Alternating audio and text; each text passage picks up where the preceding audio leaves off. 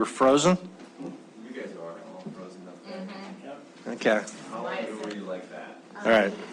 We'll assume that that'll get fixed eventually.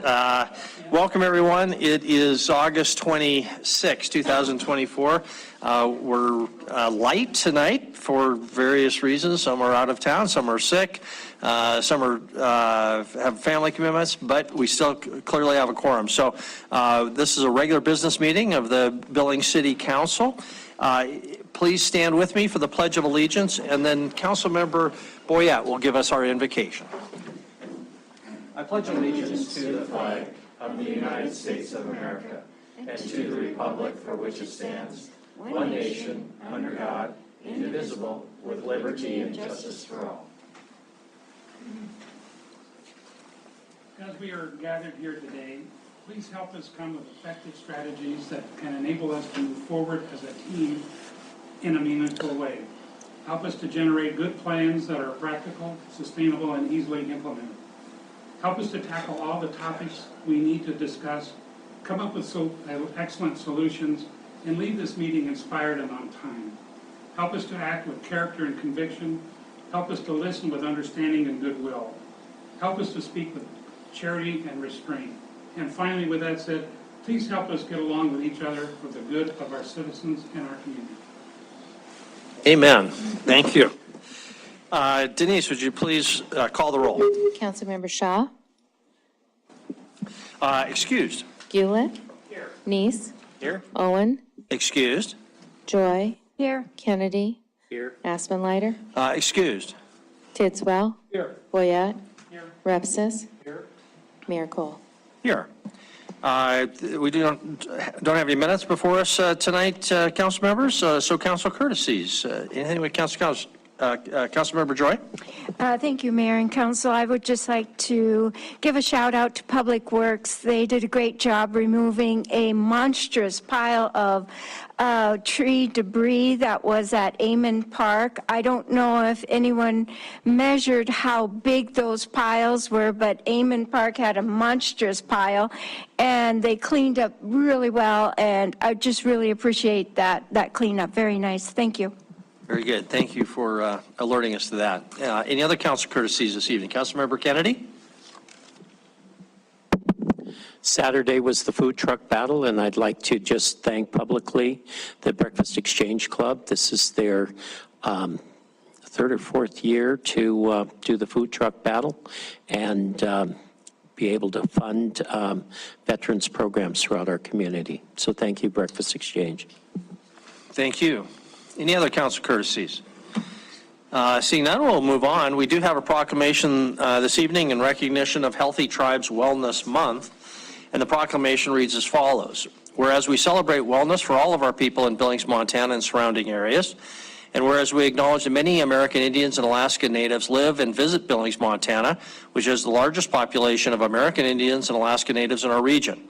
And those individuals are leaders and community members who greatly contribute professionally, economically, politically, educationally, spiritually, and culturally to our community.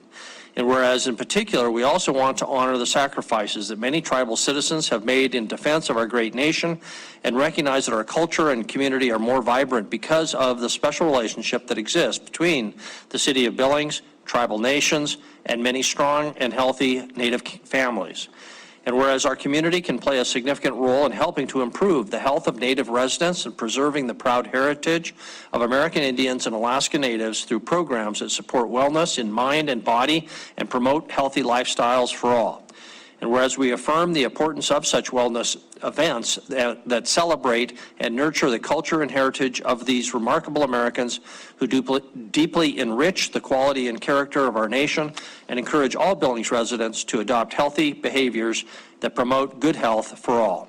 Now, therefore, I, William Cole, Mayor of Billings, Montana, do hereby proclaim August 2024 as Healthy Tribes Wellness Month and encourage our citizens to support and participate in the Healthy Tribes Run on the Rims on August 31, 2024, and to commemorate this time with appropriate programs and activities. That concludes our proclamations. Any council reports, council from organizations you serve on behalf of the council? Don't see any, so City Administrator report. Chris? Mayor and council do have a handful of things. First, want to thank and give you an update. Our public works staff has been working diligently to get the utility bill situation figured out. Most importantly, or the real focus on the communication side last week and continues to be, is for people to know that there will not be late fees, there are not shutoffs, that though you will be receiving or have received a 60-day bill, that bill did not bump anybody into an additional tier because it was 60 days of water use. And so we wanted that message to get out as well. We expect about 20,000 bills to go out tomorrow.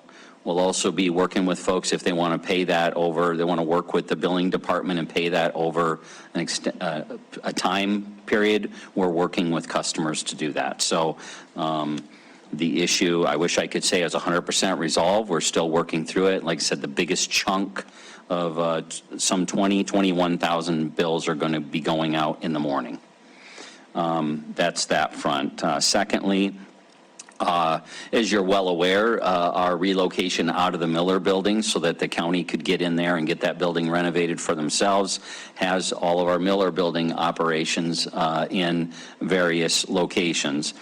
The planning office was operating out of City Hall here for the last week or 10 days, and it's only gone okay. We actually, thanks to some other maneuvering, they're going to be relocating as of Wednesday over to the depot building with engineering. So that actually should be an improvement. Now, the space is better, as well as customers oftentimes are looking for engineering and planning. They're going to be sharing space, which of course we're ultimately going to be sharing space when we're all in the new City Hall. But just as of Wednesday morning, that's where customers will go. We've got signage, notices going out, and various communications there. Third up is to remove item 1F, that's the home ARP item. So if we could have a motion to take that off of the agenda, we'll bring it back to you.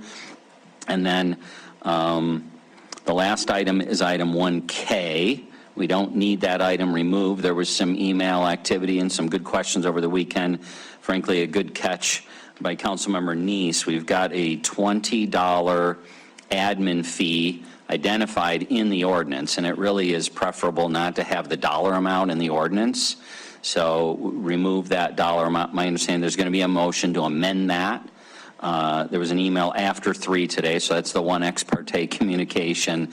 To remove that dollar figure, that'll come back to you in the form of a resolution, which is a better place for it in the long run anyways. And that is all that I have, Mayor and Council. And Chris, you want to give us a heads up? I think you had plans to leave. Yes, I'm going to slide out of here after part of the consent, and then depending upon how long the meeting is, I will be back. Okay, very good. Thank you very much. Council, I'd suggest, I'll be looking for a motion on item 1F to remove that, but in case somebody came to comment, why don't we, I'm going to ask for that after we have public comment, while it's still on our agenda, at least technically. So we'll open up for public comment on things that we do not have a public comment on or period for later. So tonight, that means item 1, our consent agenda, any of the sub-items, and then items 4, 5, and 6, and those are the 3 TIF applications. So if you want to be heard on items 1, 4, or 5, the consent agenda, or any of the TIF applications, this is your time. Just tell us your name and address and keep your comments to 3 minutes. Yes, thank you, Mayor.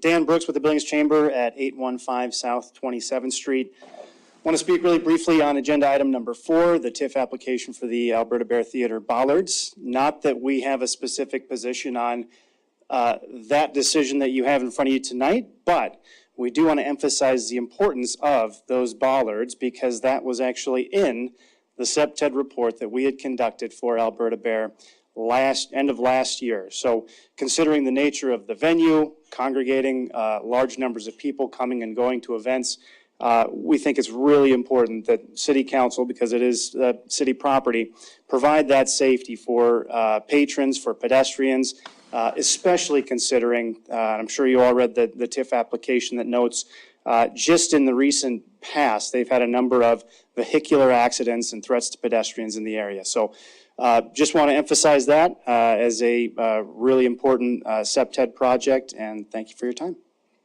Thank you very much. Next, feel free to make a little line back there in case you'd like to comment.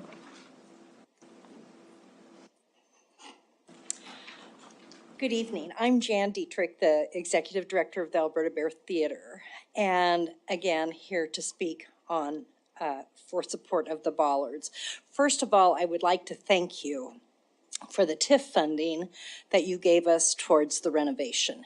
It has done everything we had hoped that it would do for downtown Billings.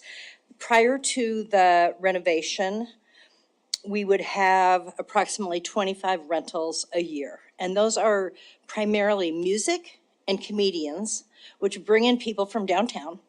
And so they are having lodging here and eating and shopping and really support our hospitality industries. That number post-renovation for this next season, and we're pretty much, through December, we have a few events, rental in the spring, but now is when all of those will start to be added. We already have 42 rentals compared to 25 post renovation. So thank you so much. As far as the safety, we really are looking out for the patron. And before we ever opened, after the renovation, a vehicle hit the one-way sign and the street lamp and knocked those down, knocked over one of our fences and drove off. You're probably well aware of that. That was a hit and run. And we didn't have cameras, US Bank didn't have cameras. So that has been repaired. There's also been an accident over at Spitz where those two young women were found in the Gazette and knocked out those bollards. And in front of the church, a vehicle hit a bicyclist and also a parked car. So it's obviously a busy area. I will just say, as far as any damage to our patrons would be horrible, or damage to the building would put us out of business for months or a year with contracts that we still need to fulfill. So again, I just want to say thank you so much for what you did for us the first time. And like I said, it's done everything we hoped it would do for the community and will continue to. Thank you. Thank you very much. Jen, how many bollards are you trying to install? Matt's going to give a presentation on that later. I do have a diagram and you will see that. We're talking about 23. And that is a design that Sanderson Stewart has come up with for the number needed to stop a car. That might change a little bit, but right now the design is for 23. Very good. And I'm sure individuals can contribute to help with that project. Thank you. Any other public comment? Before we close the public comment on items 1, 4, 5, and 6, any other public comment? No one is coming forward, so we'll close the public comment period, move on. Council, do we have a motion relating to item 1F? Councilmember Neese? Mayor, I'd like to make a motion to remove item 1F as requested by City Administrator from the agenda. Second by Councilmember Gulick. Any discussion? Councilmember Neese? I would just add to this, Chris, when I was reading through this agenda, it would be helpful, I think, to have a summary of what each of these supportive service, or each of these applicants are doing. As I read through the application, which is 800 and some pages, it was very difficult to determine what really they are planning on doing with the money and what problem they're solving with the city. So some type of summary of what they're doing would be very helpful. Thank you. Very good. Thank you. Any other discussion? Okay, we'll proceed to a vote. The motion is to just remove item 1F from our agenda for tonight with the expectation staff will put it on a future agenda, hopefully with a summary. If in favor of the motion, please say aye. Aye. If opposed, nay. Motion passes. We'll move on to separations. Councilmember Bernice. I'd like to remove item K. Item K, second final reading, ordinance on the parking fees. Other separations. Are there any other separations? You'll have an opportunity to ask questions about anything that's not separated later. Okay, not seeing any, Councilmember Boyette, did you have a separation? No, I want to have a motion. Okay, go ahead. Mayor, I move that we approve the consent agenda items minus F that's been removed and K which has been separated. Very good. Is there a second? Second by Councilmember Bernice. Any discussion or questions about the non-separated items? Seeing none, then Councilmember Bernice. Sorry, Mayor, I did have a question. Chris, this is regard to item C, the change order for the City Hall. As I read through this, I was trying to determine what actually was, I know Kevin's not here, maybe he has more information, we can maybe bring this information back to us, but it appeared to me that some of the construction work was done by our contractors, and now we're having to tear out and redo some work.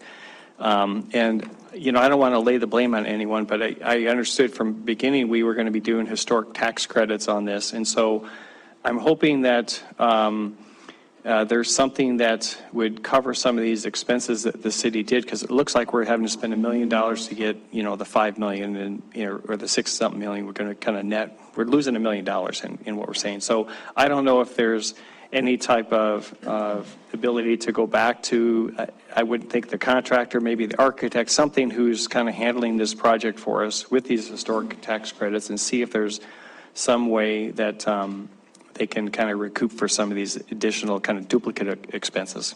So for lack of a better term, a potential claim is being evaluated to determine whether there is liability there and whether we should pursue that regarding both that issue as well as if it had what its impact, the net effect. So I would recognize all of these dollars would be net, but that question is being pursued. It was being pursued before putting this together, and by your action tonight, you don't, there's nothing if you approve it, that doesn't preclude us from continuing to analyze that and ultimately make a decision as to whether we want to, how far we can pursue it. Okay, that'd be great if you could just follow up with the council, maybe in your weekly at some time on that, what the status is. That'd be helpful. Thank you. Very good. Any other questions or discussion on the non-separated items? Okay, the motion is for approval of those items. If in favor of the motion, please say aye. Aye. If opposed, nay. Motion passes unanimously. Then our first separated item is item 1K.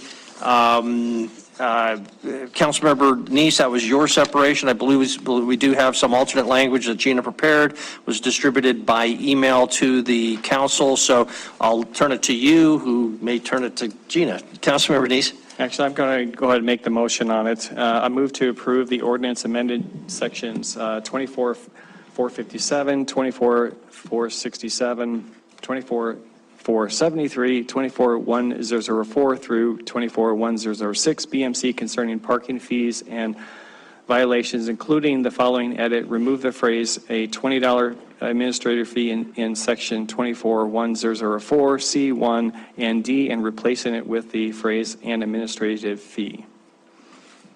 Okay, very good. So the motion is to just get rid of the specific reference to $20 and just say "an fee" that will be decided later.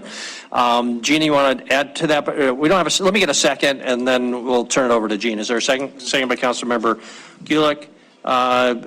Gina, would you mind commenting further? Thank you, Mayor. I did want to comment further because, thanks, Andy. I sent the slides out earlier today, but upon some additional discussion with Tracy Scott from Parking, we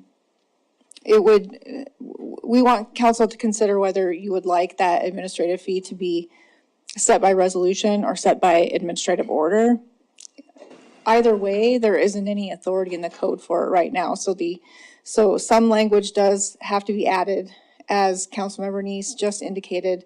The motion that he has made thus far is appropriate, but I would just ask that you add something to that, whether that be, here's the language in C1, an administrative fee as established by resolution or city administrator. Same thing for the D, subsection D language. So the proposed motion that I sent you by email today just doesn't have that as established by language. So I would just ask you to consider if you want to set by you all through resolution, or if you would be okay with the city administrator setting it. If you'll recall, subsection 24-1011 is the section that provides the authority for the city administrator to set the fines, the penalties for the parking violations. So this could be set in that AO, or it could be set by you all in resolution. So whatever you think is most appropriate, it's quickest and easiest for the city administrator to issue an administrative order. City staff would also know what those costs would be, so that could be done quickly and efficiently, but that can also be brought to council by resolution, which is also a fairly efficient process. So I just would like you to add that, to consider that for when you make your, well, you've already made your motion. Thank you, Gene. If I could just make some clarification. So you do want this to be, the language about whether it's determined by resolution or administrative order, that would not be part of the ordinance, correct? Yes, it is, and that's why I'm Okay, so bringing you this to your actually do want attention. it to be part Yes. of the In resolution? subsection Or, I'm sorry, the ordinance. C1, I've added that phrase in the highlighted section to the right, Okay. and as well in subsection D. So that does need to be added to the city code so that the authority is there either way, by resolution or AO. All right, Councilmember Neese? Thank you, Mayor. Thank you for that, Gina. I guess you did send that, you created this after you sent the email, let's say, right? That's Okay. correct. Okay, that's Yes, fine. yes. All right, so, and I'm agreeable with that. So, Mayor, if you don't mind, I don't want to reread the whole ordinance over, just the last section ending in, and replacing it with the, let's see here, administrative fee as established by resolution, and that would be it. Okay, and we'll treat that as a friendly amendment to your own motion if the second is in agreement. Councilmember Gulick is fine with that. So, okay, so that's the motion that's now before you, Council. If that's clear, is there any discussion? Councilmember Ripsis. Thank you, Mayor. Chair, Gina, I just want to clarify. You said other sections of this code, and I was just pulling up the red line version. I didn't see anything in what was provided to us, but you say other fees in the same parking code are established by the administrator. And so this would be different from all those other fees, that it would be set by resolution. So if you'll recall, you may not recall, during first reading,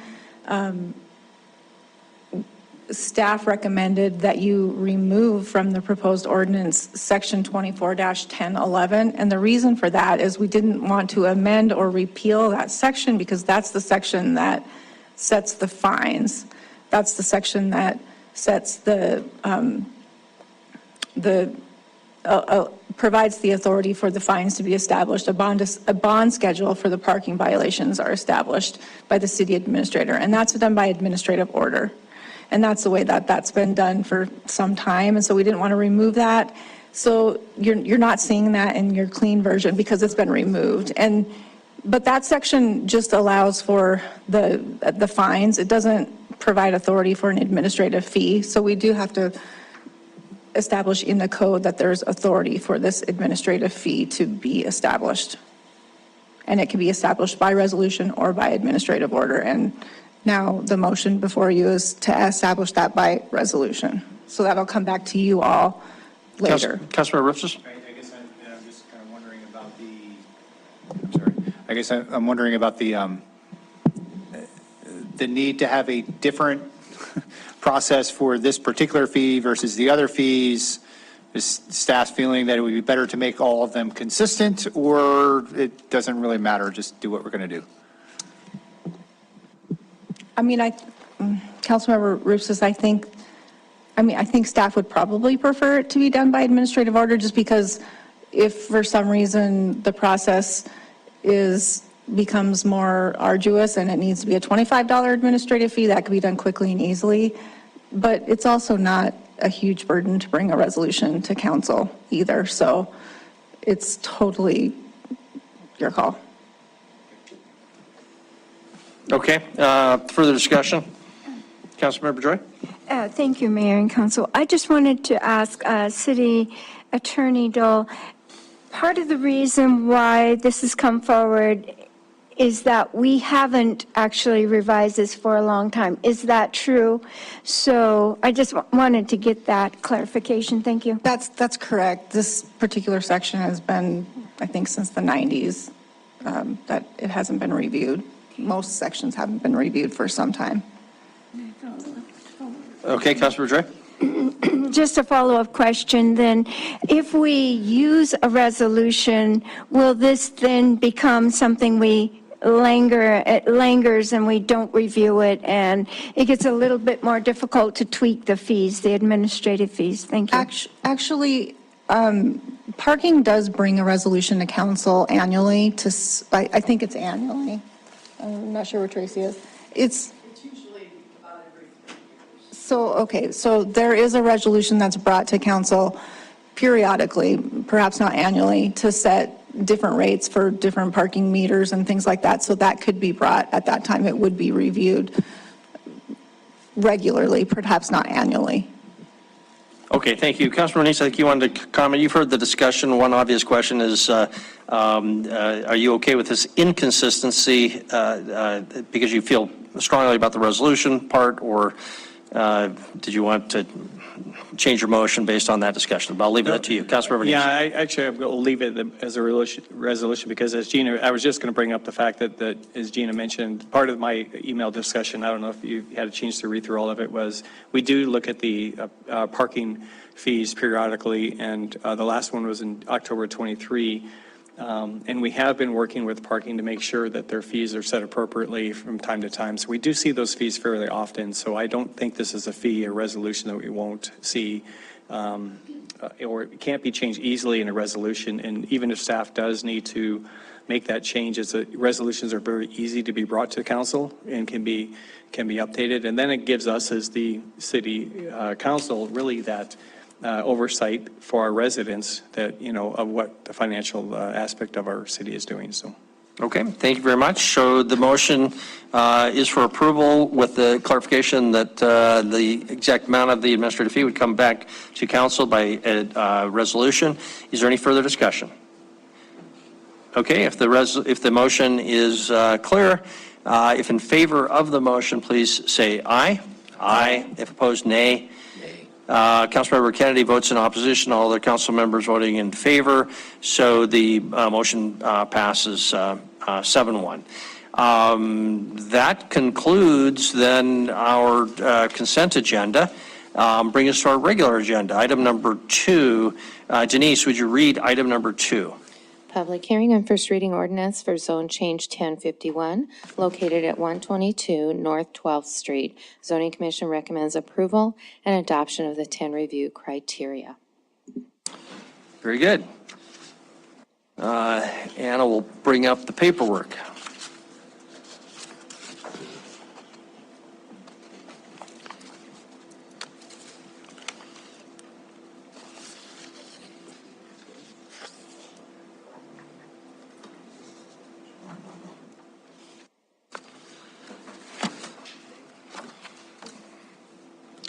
Good evening, Mayor and Council. I'm here tonight for Zone Change 1051, which is at 122 North 12th Street within the eBird District. The property is currently zoned Industrial Sanctuary of the eBird District and is proposed to be changed to North 13th Main Street. The property is also the former location of the Billings Foundry, which caught fire and burned to the ground, unfortunately, in February of 2018. Since then, the property has remained vacant. The property owner is Cal Paulson, and the agent is Zach Shope. I hope I got his name right, so I apologize if not. The developer is intending to do live-work units here. The industrial sanctuary zoning is primarily catered towards industrial uses, and residential uses are only allowed as an accessory use, and it is for employees and caretakers. The way the code is written in industrial sanctuary, this would allow for 2 dwelling units per 10,000 square feet of a building. In this case, they're not going to have that much building, and we're looking to change the zoning to the 13 Main Street. 13 Main Street is more geared towards residential, towards service businesses, and has more of a walkable design. The frontage types are more limited than what you see in the industrial sanctuary use, but the frontage that the developer intends to use is permitted in both different zonings. So this map right here is a picture of the zoning as adopted by City Council in 2012 when the eBird district was initially created. What you see in the red, the dark red, which I realize is hard to see, but that is the Main Street, 13 Main Street, which is intended to act as a Main Street corridor. What you see in the dark green is another portion that is also a Main Street corridor. That's called the Rail Spur Main Street District. This map is as it's currently adopted and has been updated with the colors, and this happened after recode. The yellow is still that 13 Main Street corridor. The subject property is adjacent to that corridor via an alley. In the star portions, you can see zone changes that have occurred already in the eBird district. Both of those zone changes, one of them went from the Central Works to the Industrial Sanctuary. The other one went from Industrial Sanctuary to Central Works. One was based on needing a residential use. The other one was based on the fact that it needed industrial uses and was the home for the Montana ice manufacturing place. I'm sorry that I don't remember the exact name off the top of my head. Yellowstone Ice and Water Manufacturing. So, thank you. So as you see in this photo here, the property is separated by an alley from the Main Street corridor.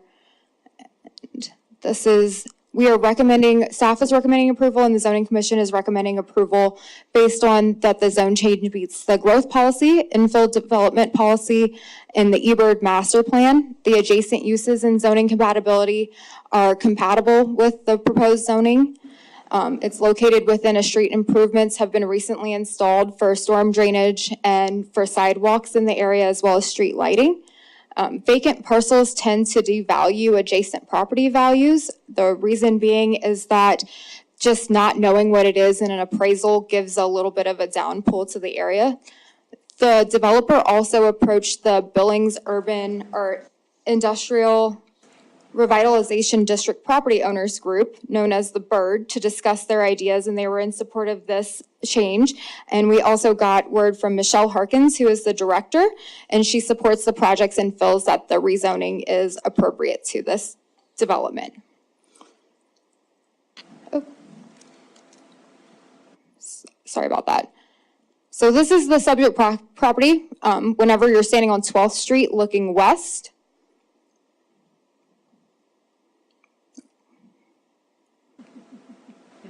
okay, this is the subject property whenever you're looking south on 12th Street. This is north and west from the subject property, so this would be viewing more of 2nd Avenue North. This is northeast, so you're kind of seeing the intersection of 12th Street and North Avenue North and looking at the Red Ox Manufacturing. And this is the view east across North 12th Street, and you can see the casino/parking lot right there. This is the zone change criteria, just for your reference. And again, the subject property. That's all I had. Very good. Questions for Anna? This is a public hearing. We'll open that up after any questions. Councilmember Neese? Thank you, Mayor. And did I hear you say that the property is located on 12th Street? Yes, the address is on North 12th Street, but it's adjacent, it's at the corner of North 12th Street and 2nd Avenue North. Okay, so, but it's going to be then considered 13th?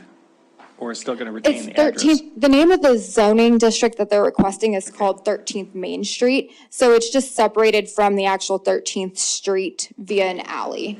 Besides the residence, I think you said residence could be developed on that North 13th. What else could be developed on that? There can be some business uses, just kind of like your service industry type businesses. It does have allowance in the code for some industrial uses as well, but it is not the main focus of 13th Main Street. It's more of a residential type use with those service businesses. So casinos, bars, things like that are not allowable? Cannot recall off the top of my head, but I can certainly look at that and get back to you if the applicant's here or just in a thank you. moment. Very good. Any other questions for Anna? Don't see any. Thank you. This is a public hearing, and I don't know, Anna, whether you'd made arrangements with the applicant. If so, we want to give them an opportunity to comment. You can come forward, and we'll call this the beginning of the public hearing. Go ahead. How's it going? Zach Shop, I'm the agent and applicant here. If there's any questions we can answer, I think Anna did a really good job summing that up. But basically, at a high level view, what we intend to do here, we want to do commercial mixed use. We want to see, retail underneath, maybe coffee shops or restaurants up above, apartments. Allowing that residential use can really help make this a deal like this pencil and make it make sense for everybody. I think, as mentioned, we're in line with the growth policy. Workforce housing is in a shortage here. I think that it kind of checks all the boxes, something that we want to see in the eBird as it continues to develop. But any questions I can answer? Very good. Questions? Councilmember Boyette? Thank you, Mayor. How many stories had you planned to build? 2. Oh, only 2? Thus far, yet we're still kind of in the architecture phase, but at this time, we're only doing the single level residential and the single level commercial. Thank you. Yep. Very good. Any other questions? Councilmember Neese? Sorry, I may have missed that, but besides the residential you put up there, what type of commercial do you anticipate putting in there? We see, retail coming in or coffee shops, restaurants, really, if you go stand down there, you've got all this new curb and gutter and street lights, and it's pretty and it's a vacant lot. And my bet is that in 10 years, we won't think that's going to be a live and popping part of the town. So I think, getting in there right now, doing that desirable area for people to come down and if you work downtown, you can have a spot that's real close, grab a bagel on your way to work. Right, Mayor, a couple follow-ups on that. So two stories with residential, so you haven't, again, I know it's preliminary phrase, but have you thought about more? Because I know one of the things that we've talked about, really all of the districts, is to get more residential in that downtown eBird area. Yep. Are you looking at maybe higher, or is that you're limited to the only 2 stories? I'd have to double check. At this moment in time, we're only looking at the 2 stories. We're looking at doing this in 3 phases. Phase 1, we want to look at it'd be south east end of the property and do the first building, and then have it'd be 2 apartments up top and a commercial underneath. And then building 2 would be a somewhat larger, just to the north of that. And then the third and final phase, we're thinking 5-6 year timeline, is going to wrap that 2nd and 12th Street corner. That one I could see us going higher on. The first 2 just, we're doing this out of pocket, so it's got to make it make sense. But we would like to go higher, but I'd have to double check because we did run into that issue, I think at least in the industrial zoning, with the constraint on how high we could go. Okay, thanks. Very good. Councilmember Gillick? Thank you, Zach. You mentioned live-work units, and I love the idea. I think that we don't really have those in Billings as far as I'm aware, I can think of offhand at least. And so I see a great opportunity for the ground floor being artisanal and craft industrial or as well. And exactly. So I think this would be a really welcome, exactly what I'd like to see happen in eBird, and again, housing also is a need as well. So if there's portions of it where you want to develop higher, I would also be very supportive of that. I did have an exchange with, before the council meeting, when I included our Community Development Director, Wyeth Friday, and I'm afraid I didn't include you, Anna.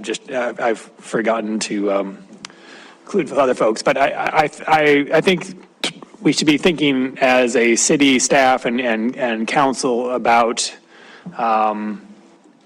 the industrial sanctuary, whether or not that's if we need to be changing the zoning there to allow housing throughout. I think that would be appropriate. So I think this looks like it would really fit in really well. So thank you. Appreciate it. Very good. Any other questions for Zach? There aren't any, so thank you very much. Absolutely. Okay, we'll open up, we're still part of this is a public hearing, and Anna, do you want to comment further? I just wanted to let you know that casinos are allowed within the Main Street corridor, but they were also allowed within the industrial sanctuary. Thank you. Very good. Other public comment. This is a public hearing. Please come forward if you'd like to be heard on item number 2, zone change 1051. Is there any other public comment on item number 2? You're shy, or just isn't anybody? No one's coming forward, so we'll close the public hearing. Back to council. Council, any other questions or motion or discussion? Councilmember Gulick? I'd like to make a motion. Having conducted a public hearing, considered written and spoken public testimony, I move to approved first reading ordinance for zone change 1051 and adopt the findings of the 10 review criteria as recommended by the zoning commission. Second. Second by Councilmember Bernice. Would either of you like to speak to your motion? I think I said my piece, so thank you. Okay, very good. Councilor Yeah, Bernice? I agree with what was said tonight. I'm looking forward to seeing more housing down in that district. That is a nice area. There's, the Red Ox has a little event center not too long there. It's going to be a good walkable area, so that'd be a great way to develop that area. So again, I'm looking forward to those type of developments. Thank you. Very good. Any other discussion before we proceed to a vote? Okay, we'll move to a vote. Motion is for approval of item 2 as pursuant to the staff recommendation. If in favor of the motion, please say aye. Aye. If opposed, nay. Motion passes unanimously. Go forth, and my favorite bagel is cinnamon raisins, so we're counting on that, okay? Okay. All right, that concludes item number 2. Item number 3. Denise, would you please read item number 3? Public hearing and first reading ordinance for zone change 1053, located at 1529 South Billings Boulevard. Zoning Commission recommends approval and adoption of the 10 review criteria.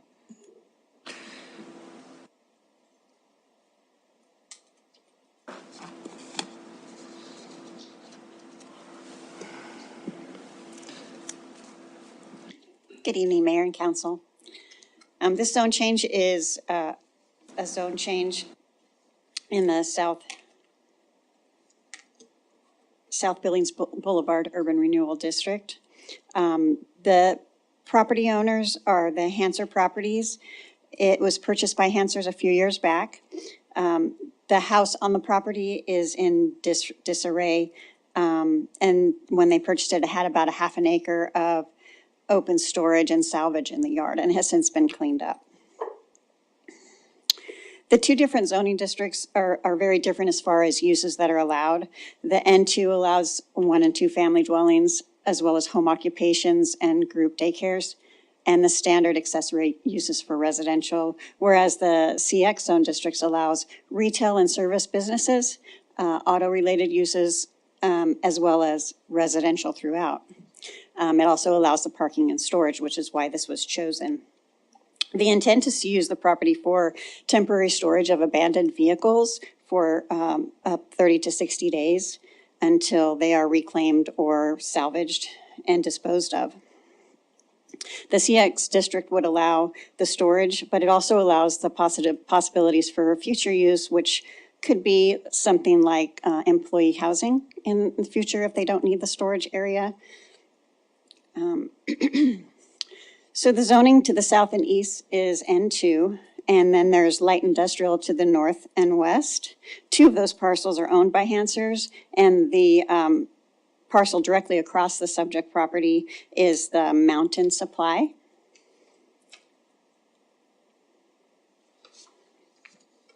So the properties in this area are very mixed. The South Billings Boulevard zone history started out in the county, which had a diversity of industrial and commercial next to residential, as well as rural residential with larger lots. And that is like much of the southwest corridor. The parcel is also located in that TIF district, as I mentioned, the South Billings Boulevard Urban Renewal District. The Zoning Commission held their public hearing and is recommending approval based on the criteria. It does meet the growth policy, the infill policy, as well as the Sabura master plan. Adjacent uses and zoning may be compatible. Buffering and screening will be required from the residential uses. So they would have to provide that all the way around adjacent to those residentials. Adjacent to the existing development is the Hansers Wrecking Yard, and their access will be provided through that parcel. Also, as stated in the previous zone change, vacant parcels tend to devalue adjacent properties, and development with this property would increase that safety and tax value for the properties. I have a few photos for you. This is a subject property, and that's the house that will likely be demolished. This is looking east. That would be the mobile home at that site. This is looking north along South Billings Boulevard, and then you can see where the planning truck is parked is the entrance to their yard. This is looking down the existing driveway, and you can see the yard after it's been cleaned up. And southwest across South Billings Boulevard to that mountain supply. And this is looking northwest across South Billings Boulevard to Hanser's other parcel. And the zone criteria for your review. That concludes the presentation. Happy to answer any questions. Any questions for Karen? Councilmember Denise? Thank you, Mayor. Karen, was there any concern, if you could put that slide back up, that was a good view of what I was kind of looking at. Any concern with the neighbors around this property? I know it was a nuisance before with what they had in there. And I'm sure they probably complained, but is there any concern of these residential houses that are right backing up to it as far as the change of use on this? We had no comments, and there were no testimony at the zoning commission. Nothing came in from the surrounding property owners. But I did have one comment recently, and I didn't get the property owner's name, but they did say that it already looks better than it had previously. Yeah, and so, Mayor, quick follow-up on that. Sure, and then Councilmember Joy? So this will be used for storage of vehicles that were towed and then be processed out later on, and their access is all going to be from the current property on Hansers, and so are they abandoning the street access there, or is that will always stay there? They are not. They're going to let that remain in the event that they do revitalize it into housing at some point for residential uses. Okay. And on the CX in this property, I guess I'm just getting concerned if they're going to start activating storage things there, and, you know, I can hear people starting revving motors and things like that closer to the residential property. Is there anything that these buffers that you talked about is going to help alleviate that type of noise? On the first note, I don't believe that they're actually going to be working on the vehicles. It's simply for storage, for waiting for them to be reclaimed or demolished. The applicant's agent isn't here to address other things if that's the question. The buffering itself is visual. I don't know that we have a requirement for sound buffering. Okay, so it'd be just a solid fence or something like that, 6 feet, and that would be it. Okay, thank you. Mm-hmm. Okay, very good. Councilmember Joy? Thank you, Mayor and Council. I was just, I have a question, but I'm not sure that you would know the answer to it. In the Midtown area, we have a lot of cars that are abandoned on the streets, and very often they're leaking fluids, oil, transmission, radiator. So if this is used for storage where there may be leaking fluids from cars, will that preclude it from being able to be used later on for residential? I believe they will have to make a prepared parking surface, which is solid. They're not going to be able to park it on the dirt and gravel, as far as I know, and I could be incorrect in that. But again, So the surface is impervious? it should be, yes, for All right, thank you. Okay, any other questions for Karen? I don't see any, so we'll open for a public hearing, and we'll invite the developer's representative if you'd like to be heard, or there may be some questions. Sounds like there may be. You can also come forward at this time. So if you have any comment, please come forward. I just ask you to keep your comments to 3 minutes. Tell us your name and address. Does the developer representative want to be heard?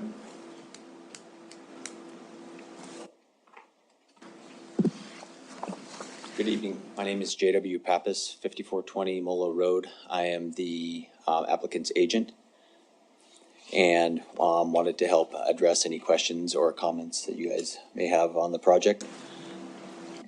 One of the things I'd just like to note, I don't know how big of a deal it is, but in the agenda, it's noted as 1529 South Billings Boulevard. It's actually 529, just to make sure that everything is set.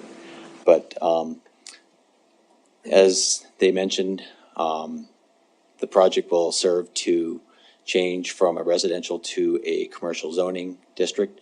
The zoning district change will be compatible with the uses of Hansard Properties and Hansard Automotive. As far as the concerns noted with the screening and buffering, it is a requirement to do the B3 buffering per city ordinance. The applicant will propose to construct a very similar fence in height and style to what is around their current wrecking yard, which will aid in the screening of any of these stored vehicles. And in addition, the buffer yard has certain landscaping requirements associated with it, which would also help alleviate a lot of the noise and visual concerns as well, too. Was there any other questions I could help address? We'll find out. Thanks very much. Questions for the JW? Councilor Neese? Thank you. I'm going to ask Councilwoman Joyce a question about the parking lot. Will that be a paved impervious lot where you're storing the vehicles? It wasn't planned to be paved impervious. A gravel storage yard was planned for the parking surface. I believe most of the vehicles, any leaks or that are occurring, I believe they address those prior to bringing them to the yard. I see. Thank you. Okay. Any other questions for James? Don't see any. Thanks very much. All right, thank you, guys. We'll ask if there's any other public comment then on item number 3. This is a public hearing. Please feel free to come forward. Would anybody else like to be heard on item number 3, zone change 1053? No one is coming forward, so we'll close the public hearing. Is there a motion? Councilmember Kennedy? Yes, Mayor and Council, I will make a motion. Having conducted a public hearing, considered written and spoken public testimony, I move to approve the first reading for zone change 1053 and adopt the findings of the 10 review criteria as recommended by the Zoning Commission. Very good. Is there a second? Second by Councilmember Tidswell. Discussion. Would Councilmember Kennedy, Councilmember Tidswell like to speak to your motion? Yes, I would just like to make a comment. This is in the middle of my ward. If you walk the area and look, Answers has always been a good neighbor down there. They run a great program. And the one thing about it is it will help upgrade the neighborhood. So I don't think, I know Councilman Neese, you had a few questions on that. I think you'll be very surprised. And if you take a tour of the grounds or whatever, it's very neat and clean and it works well. I just wanted to make one comment. I think you also extract the oils and the fluids out of the vehicles before you put them into the yard, so that shouldn't be a problem in the future. down there either. So, thank you. Thank you very much. Councilmember Tisdale, did you want to speak to your motion? The only thing I want to just make sure the address gets changed everywhere we need it to be. Is there problems with it? Nope, it looks like staff caught that, so that's great. Thank you for that heads up. Any other discussion on the motion? Councilmember Joy. Thank you, Mayor and Council. I will support the motion reluctantly. King Avenue East is developing. It's looking better and better, and I don't disagree that Hansers is a good neighbor, and putting property on the tax rolls at a higher value is something that's helpful. However, I feel in this area that there isn't the kind of development that I would really like to see. When we have infill opportunities, it creates some real difficulty. We have lots of developers who come from out of state who want to put properties on the West End, which is great and wonderful, adding housing onto the West End. But the Midtown area is actually, Ward 3 is where we have affordable housing, housing that people can afford to live in. And King Avenue East is developing very nicely, and I'd like to see that move up South Billings Boulevard. So it isn't as if the business isn't of value. We all have a car. They all clunk out. They all have to be recycled or whatever. But I would like to see us really think about South Billings Boulevard in a more thoughtful way to really increase that investment. And if that should be housing, because we do already have manufactured homes along South Billings Boulevard, which is still an affordable housing choice, maybe we can see some better development in terms of housing. Thank you. Thank you very much. Any further discussion on the motion? Motion is for approval. Before we vote, anything else? Seeing nothing, we'll move to the vote. The vote is for, again, approval item number 3. If in favor of the motion, please say aye. Aye. If opposed, nay. Motion passes unanimously. That concludes item number 3. Denise, will you please read item number 4? Tax increment financing assistance from expanded North 27th Urban Renewal District to the Alberta Bear Theater up to a maximum reimbursement of $83,000. The Downtown Billings Partnership, DBP Board, does not recommend approval. Thank you, Denise. Council, it's my understanding that because items 4, 5, and 6 have a lot of commonality coming from the Downtown TIF fund, we're going to have a presentation from Mehmet that will be a joint presentation so that we don't have duplication there. But we do need to address each one individually. So after that presentation, we'll move on specifically to item number 4. But this will be a little more efficient. Mehmet, have I expressed that correctly? Yep. Okay. Right. Yeah, I was going to mention that, but you covered it, so. Okay, well, I'll turn it over to you. Awesome. Thank you. Good evening, Mayor and Council. Mehmet Casey, Development Director with the Downtown Billings Partnership. And tonight, as the mayor mentioned, I am here for the tax increment financing presentation on these 3 projects. Let me see here if this is working. Perfect.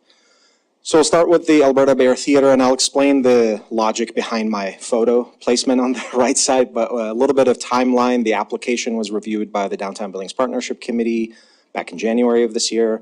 As you heard mentioned earlier during the public comments, since the completion of the renovation and the reopening after COVID, there's been at least 4 crashes within that same block. So the applicant is seeking a reimbursement of $83,000 towards the installation of these 23 bollards. That comes out to about a contribution equivalency of a 2-to-1. So they'll cover 2/3, seeking a third in funding.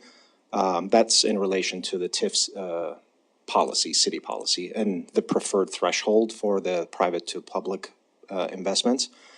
And so the Downtown Billings Partnership at the July meeting did not recommend funding here. So in regards to the picture on the right, the white background in the back is the design that was submitted in the application. I didn't put arrows on each bollard, but I put them to show like where they start and where they end and the middle point, just to give you an orientation around the block. The top picture is just a picture of the ones across the street where Spitz Restaurant is located, as you heard earlier today too. This is just to give you an idea of the similarity in the design. The design is going to follow and mimic that style. And then the picture at the bottom is just showing you a rendering of the design for the two-way streets, which will happen next summer. So keeping in mind that third will be converted to a two-way street, which should change the dynamics of the traffic. However, 3 of the accidents you heard did occur on North Broadway, which is already a two-way. So, and then Jen, of course, is here with her team to answer any additional questions that you may have for her. With that, I'll move to the next one, which is the Babcock Theater. The request was made of the city's Babcock Ad Hoc Committee back in the fall of last year. Then communications continued among the entities, and then if you guys recall, council received an informational presentation at a work session March 18th about the status update on the conditions of the site. An application came through. The applicant is seeking $300,000. I put here towards sidewalk, vault, and entry repairs, but keeping in mind that the project has a lot more repairs to be done. The marquee is one of them, some interior work that's safety related, some work along the alley. But this is the most piece that interacts with the public or is public facing. The contribution equivalency here is more of a one-to-one contribution. And then again, the partnership did not recommend at the July meeting. I'll explain at the end with a slide on the reasonings. One other thing to mention on the Babcock Theater is that they did apply for and secure the Historic Preservation Grant, which does have a deadline and does have a requirement for a local match. That local match doesn't have to be TIF dollars, but it does require that. And it does contribute to a significant amount of the repairs. And then Matt is here tonight if you guys wanted to ask specific questions of the Babcock. And then the Billings Depot. Similarly, the application was reviewed by the partnership in February of this year. The applicant is seeking $80,000 toward repairing cement walkways. Again, similar to the Babcock, they have a lot more other repairs that involve the interior and the exterior of the campus and the post building. And the applicant also has that historic preservation grant that also has the deadline and also has the requirement for the local match. And then the contribution here is more of a 6-to-1 contribution. And then the partnership did not recommend at the July meeting. Now you'll notice all 3 have the July meeting. That's where all 3 were presented to the board, hence the similarity in the date. And Michelle is with us via Zoom today if you had questions for the depot. These pictures are just, I took specifically focused on the sidewalk where it's crumbling and there's cracks and all safety related and hazardous for the users of the campus. So the reasoning. So the Downtown Billings Partnership did not recommend at this time for essentially 3 reasons. One is that the board believes that they have been supportive of all 3 entities in the past through tax increment financing projects.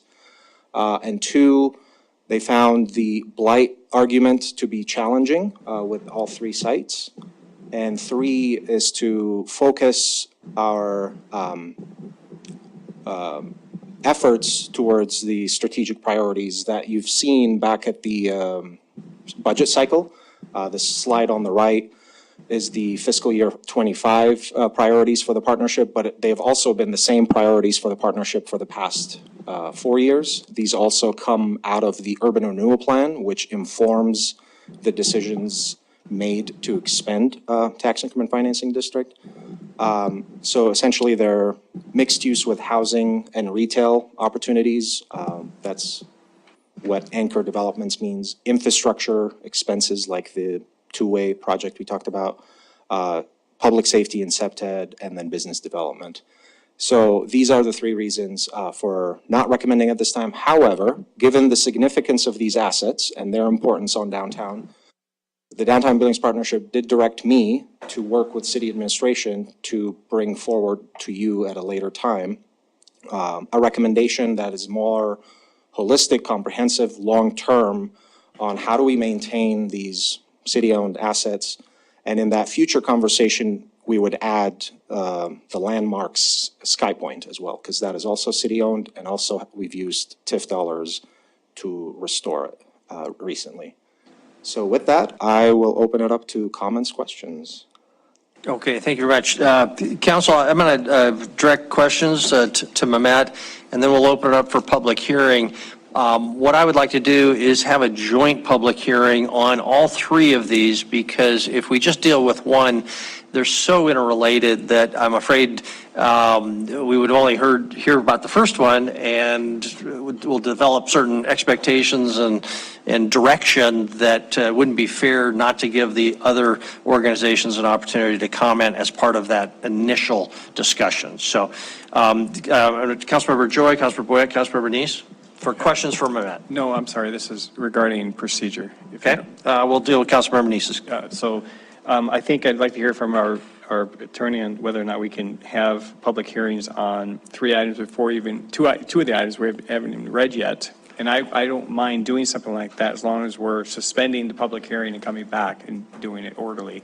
If that's what your intent is, then I'm agreeable with that, but I think we should hear from our. What I'm happy to do is actually treat this as the public hearing, but not rule out of order presentation or comments by the other directors on this item, because they'll be related, and there's no issue about combining it. It'll just be part of this public hearing on the Alberta Bear. That make sense? It does have. If that's okay with Gina. And also, we want to hear from Councilor Boyette at the same time. Go ahead, Councilor Boyette. Sir, I didn't think there was a public hearing on 4, 5, and 6. I apologize. You're absolutely right. I was assuming I'm still in zoning, the zoning world, so strike that. But we do want to hear from the applicants. So I will give the applicants an opportunity to be heard as before we make any final decision on item number 4. Okay, Councilor Bernice? And if Gina's okay with that procedure? If Gina is okay with that. Thank you. Okay, very good. Councilmember Joy? Thank you, Mayor and Council. So this is kind of difficult. There are applications with dollar amounts attached to them, and without a recommendation from the board, how do we as council decide whether or not you have planned financially for these rewards to be paid out? Is that a backdoor process? I mean, after we award them, then you go back and scramble and try to figure out whether or not there's money to pay for the awards? How does council know that there's actually that increment available for the total of all 3 awards, or just particular ones? How do we do that? Thank you. I'll let Mehmet answer that, but we'll also then ask Andy to comment, because he's been tracking that. Go ahead, Mehmet.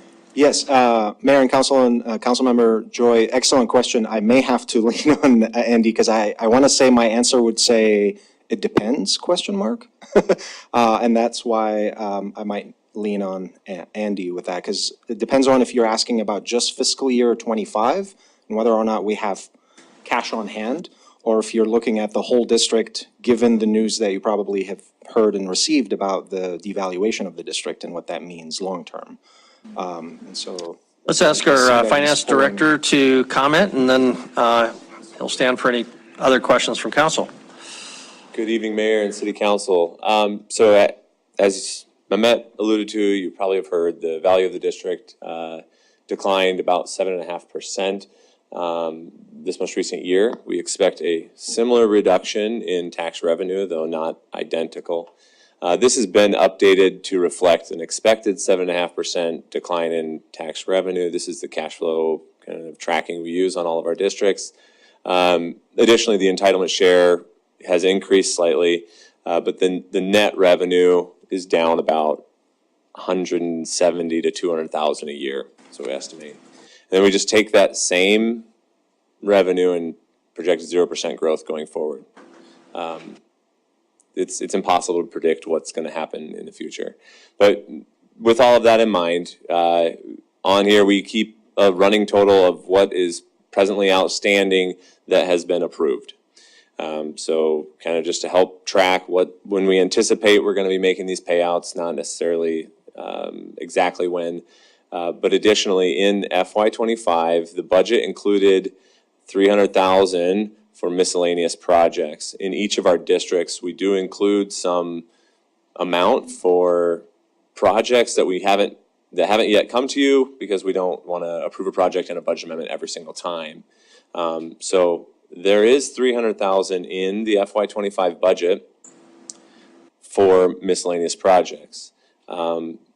If we were to approve $300,000 and pay out everything that we think we're planning on doing on the timeline that we have here, we would end the year at just under $1 million. Fast forward a year, $1,089,000. This would be the ending cash balance. And you see with 0% growth, we do end up negative cash in, what's that, fiscal year 31 into 32. So, to say, are there funds available? Yes, there are in FY25. But thinking about where we're going forward, again, we want to see more than 0% growth over time in order to make this work. Thank you.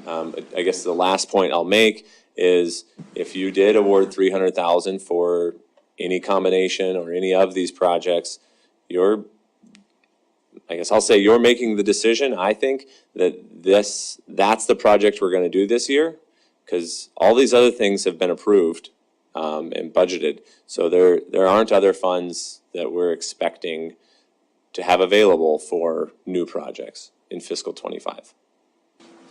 So, Andy, just to summarize, we would have the money short-term.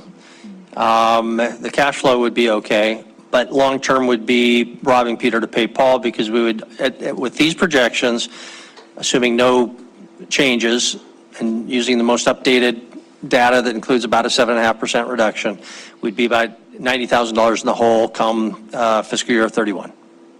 That is accurate, yes. Okay. Councilmember Boyette, other questions for Andy? Andy, where's the $5 million for the new hotel? Is that in there somewhere? That's here, that's the Rockman. It's broken up $1 million a year for 5 years. So that stops there in fiscal 20. And was there something we talked about when we did all that back there, and that the city's needs overshadowed the needs of that project? Was that an understanding? I believe that was discussed either during the council meeting or the development agreement. I don't remember. I don't know that there's language in the development agreement explicitly expressing that. There may be, but I don't recall that. But I know it was discussed at times. Very good. Councilmember Kennedy? Andy, I know each of these projects are important to the folks that have each one of them. If we stretch this out for 3 years and we're able to do all 3 projects, one a year, the question I have is, it's not on the sidewalk project in front of the Babcock Theater. That's not the only project that needs to be done.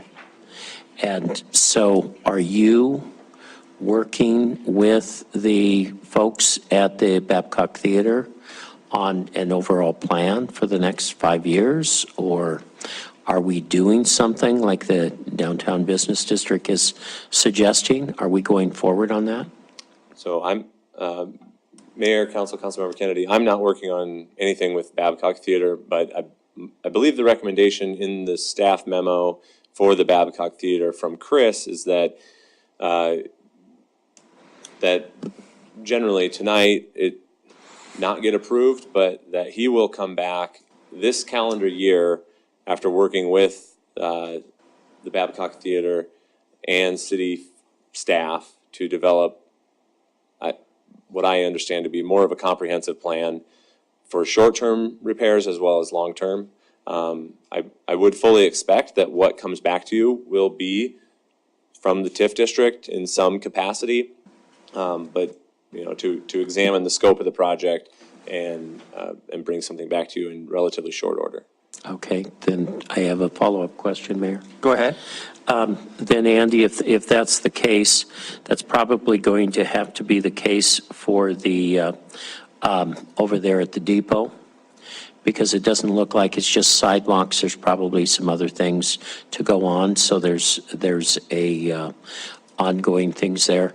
But the question I have, Andy, for you is, if we're looking at just bollards for safety at the Alberta Bear and nothing else, why wouldn't that project be something that we would go forward on and have the others come back to us with the city administration? Well, Mayor, Councilmember Kennedy, I'm not sure I have a great answer for you other than the other two projects do have those, the historic preservation grants that have been approved. And so there's a timeline with those to get that done, is my understanding. And so I think they may have perhaps more of a priority with respect to timelines. The bollards, on the other hand, aren't necessarily tied to a grant that at this point in time. Thank you. Thank you very much. Andy, on the amendment, I mentioned the Sky Point and that being part of a bigger plan. Can you remind me whether the sales and lighting are fully already funded in your numbers? Yep. So, Mayor, council members, the Sky Point was budgeted over 2 years at $130,000 per year. So that's why we have it on here twice. At the time that this was made, which I think was 10 days ago or so, there was about $64,000 remaining to be paid. But I believe your question was, were the sales and the kind of repairs included in here? The answer is yes, and there's still some remaining that. So at least that part has already been accounted for in your numbers? Correct. Okay, very good. Councilmember Nees? Thank you, Mayor. Mehmet, and Andy, I may ask you a question on the two later, but yep, Mehmet, thank you for your presentation. It was good. And one of the things you mentioned was when the board was looking at, the focus was, mixed use residential, which I agree with that. I think we really need to work on that. But then we have these amenities downtown that these residentials that we're creating are going to be able to use, so they want to come downtown, so we need to make them safe and usable and things like that. So when you looked at, when your board looked at these applications, do you look further into the organization that's running them to find out, okay, they're bringing us a request because that you guys have provided funding to some of these organizations in the past, significant amounts. Do you look at what their organizations or how they're producing their revenue to run these operations to see if there's room within their fee structures to cover these expenses? And if so, what type of things have you found? Mayor and Councilmember Neese, excellent question. Not at this time, but that's something that we would investigate moving forward before we bring back a comprehensive plan to council, is we would look at, is there an opportunity to charge a small nominal fee to users that would then go to a fund? We could potentially seed it from the TIF district as well on an annual basis. Is there an opportunity with the structure of the rent and how that works? Is there an opportunity in contributions from the city's facilities department in some fashion over the course of years? Is there a hybrid of all these options? Could we explore the bonding capacity of the city? I mean, there's the revolving loan fund that's managed by the city as well. So we would look at all these options and see what is possible. To then draft a recommendation. And I guess my encouragement would be to look more at the organization and the patrons of the organization, because there's donations, opportunities, a lot of fundraising abilities. We approved a nonprofit downtown in the old Red House. What was that called? Billings Community Foundation. Yes, so, I mean, they may have some ability to help fundraise or do something within that organization to bring in assets into this organization. Because I worked with other nonprofits, and they do a great job of fundraising. They put a project out there, and before you know it, that project is funded. And so those are the kind of things I'm hoping you guys is look at that to make sure that they're actually making that effort. And I think some of them have been doing that. I'm not saying they're not. I'm just saying that would be a part of the piece on that. Thank you. And Mayor, I have a question for Andy. Please, Andy. And then I'll ask the applicants to come forward as well. We'll just go in the order that they appear on our agenda. Go ahead, Andy. Or Councilmember Neese. Yeah, thank you. Unless you can read his mind. Yeah. Yeah, I think you can read my mind, because I asked you this earlier about the annual reports. And so a lot of times several organizations in the city, we are operated by other organizations. Part 3 is one that comes in mind, Amen Park. We see those annual reports, we see their financial statements and how they're operating these organizations. And I was asking if we see financial reports, annual reports from these organizations. Can you explain, do we get these annual reports where we see how they're operating, what their revenues are, where the money is going to, and things like that? Mayor, Councilmember Neese, to my understanding, we do not receive annual reports from any 3 of these organizations. I don't know why that is, if it's a good thing or a bad thing, frankly. I honestly haven't looked at any of the agreements between ABT and the depot and the city, but I have looked at the Babcock, which was attached. That lease agreement was attached to your memo. I don't recall seeing anywhere in there that required that of them. I suspect that's why you don't see that, and I would venture to guess that's the same with ABT and the depot, but frankly, I don't know. Okay, thank you. And Mayor, I guess I would just say that if we're going to look at this in the future, that would be one of the things that I'd like to see the city bring back, is some ability for us to start seeing some kind of financial oversight on what these organizations are doing, if they're going to keep coming back to us for money to repair the facility, the city facilities, and in hopes that they're doing something on their end to maintain these. And I know some of these buildings, they got in bad condition. I'm not saying they're not maintaining them, but try to make sure the organization itself is bringing money in to help with some of these improvements. Thank you. Very good, thank you. Councilmember Gulick and Councilmember Boyette. This may be a question for Gina, I'm not sure. I'm kind of riffing off of Councilmember Neese. I think our agreements, so these are city-owned facilities, and I think we need to make sure our agreements are pretty explicit in terms of maintenance and who's responsible and for what. And it seems to me that there should be something going forward, explicit in terms of X amount of dollars are put into a maintenance fund going forward, because it's in our best interest, as it is with all the city's own facilities, that we are maintaining them so we don't have to pay much larger costs later on. Here's the question. Is it possible for us to amend, I'm looking forward to creating a policy. I like this idea of potentially discussing with the potentially surcharges to help pay for those feed into the maintenance fund. So I'm looking forward to a policy, but is it possible once we develop a policy to amend those agreements with the different entities that we have right now?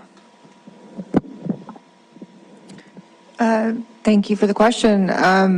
It's certainly possible to amend the agreements, but you obviously can't unilaterally amend them, so we will have to negotiate any amendments.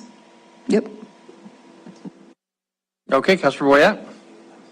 Mayor, Matt, let's say we deny all 3 like you said we should do, but in our staff memo, it says the city administrator recommends the council support the staff bringing back a proposal for funding. Okay, so we turned it down tonight. When are you going to come back? How much trouble is it? How are you going to do this? You're going to be back in a week, a month, 6 months? Do you think it's realistic to do this? Mayor and Council and Councilmember Boyette, good question. Yes, as indicated earlier, the plan is to come back to you in calendar year 2024 with some sort of recommendation. So we would immediately jump into that discussion and what that means. And certainly the next partnership board meeting will dedicate a lot of that time, if not the whole meeting, about that. And then we'll obviously consult with all three entities and the city staff and the administration, and then figure out the timing of when we would bring it to council within the next remaining months of this year. So, yeah. Very good. Council, let's hear, before we get into the discussion too deep, let's hear from the applicants. So let's just go in order. Alberta Bear, Jan, or your designee. Take 3 or 4 minutes, and then I'll turn it over to Matt, and then we'll look online to Michelle Williams for another 3 or 4 minutes. And you've heard the discussion. What would you like to tell us? Well, you've already heard from me, Mayor and Councilman. So I would just tell you that the bollards are very important to the safety of the patrons. There you go. Thank you. Perfect. Is that better? Sorry. And again, thank you for the TIF funding that you have previously given to the theater. As I told you earlier, just our rentals alone have already doubled in the amount. And so as we try to get more people to downtown, to our community, and lodging and meals, we need these venues to do that. And I think that it's extremely important, given that there were 3 accidents there in just the last couple of years that we've been open since the renovation. I will tell you that the theater has always taken care of its maintenance in the past until we did that first ask of the TIF funding for the renovation. And if we hadn't received, I mean, we would have closed our doors in 5 years, no doubt. It just couldn't have happened, and you were so beneficial to that whole project. Several things were value engineered out because of funding. And we have continued to, all the infrastructure was put in, that if there was anything we needed to add later, we could do that. We have continued to make additional improvements that to the theater. The building itself is still really old. For instance, the smoke hatches on top of the building were not repaired. In the renovation, we had our fire inspection and we were declined. And so we have put in over $300,000 just to replace the smoke hatches that were value engineered out of the project. And so with that, you know, I would open it up to any questions that you might have for me or my team that's here, our chair of the board, past chair, and a board member. Excellent, thank you. Any questions specifically for Jan relative to the ABT? Councilmember Joy? Thank you, Mayor and Council. I remember when we had an approval at council for changing the road so ABT could go out just a little bit farther. And at the time, the sketches and the drawing showed planters that were along there. And those weren't ever put in. Is that not consistent with SEPTA principles, or are you not looking to put, because that, at the time I thought that was part of kind of what you were thinking in terms of keeping your patrons safe by having something concrete there, but then I don't know SEPTA principles and I'm not sure what happened. Sure. So kind of, could you enlighten me on that? Thank you. Sure. That was initially value engineered out of the project because of the cost. And I don't know that they were ever going to be planters. They had looked at some concrete, you know, round seating. We don't want people sleeping on them. We don't want people sitting on them, leaving drinks on them, putting out a cigarette. And so when those were valued engineered out, then they kind of became a bench. And that wasn't going to solve the problem either. And so that's when they put in the trees. And what we found is those trees will be great in about 20 years, or however long it takes. But right now, with one already being knocked over with the hit and run and taken out, we need more. And yes, it was part of the plan. We have city approval to continue with this because it was in the original agreement or design. And so I don't know if that answers your Yes. question. Very good, thank you. Any other questions for Jen? Councilmember Denise? I'm sorry, not for Jen, it would be for Mehmet, but I can Okay, come back. but on the ABT? Yeah, the same issue, yeah. Sure, okay, Mehmet? So Mehmet, it brought up a good question because I recall that too, and one of the discussions about that was they were putting those type planners or something out there, divider, and that was part of the approved, which then was part of the approved TIF dollar amount that we had approved. And so since they value engineered that out, I'm assuming that must have value engineered out the amount that we were awarding them as well. Is that typically what happens? Mayor and council and Councilmember Neese, yes. However, on that particular example, I'd have to go back to the file and look at the it was a while ago. detailed. It was a very long list of eligible TIF reimbursements, and so I'd have to go back and look if that was part of it. Thank you. A lot of things also, the costs of them have changed, so they could have easily overspent at that point. Thank you. Okay, very good, thank you. Let's continue then with the Babcock and Matt Blakesley from City Billings. Matt. Mayor, council members, thanks for having me. Matt Blakesley with Art House and the Babcock. So I was already here and presented a few months ago, as you remember. Tonight, I think, is just a part of this journey that we started, honestly, back in October when I went before the Babcock Committee. That is a part of the process for us with the city to sit before this committee, talk about the needs of the theater. The committee recommended that these things be addressed. And so this process came in March, and obviously that didn't happen as far as funded then, was encouraged to apply for TIF. And so here we are today requesting that. What I can speak to is in the past few months, we have been moving forward because we do have that historic preservation grant. There is a timeline on that if we don't use it by a certain date, we lose it. And so we have been working with Langlis and Associates on the sidewalk. We see it as a critical issue for the safety and liability of the Babcock, and not something that we just get to cross our fingers and hope something doesn't happen on. So we are moving forward. In fact, they've been active on the site, working on preparing to do some major renovations and work. So a good chunk and a significant change that happened since I presented in March was we were going off of budget numbers from our architect and engineer.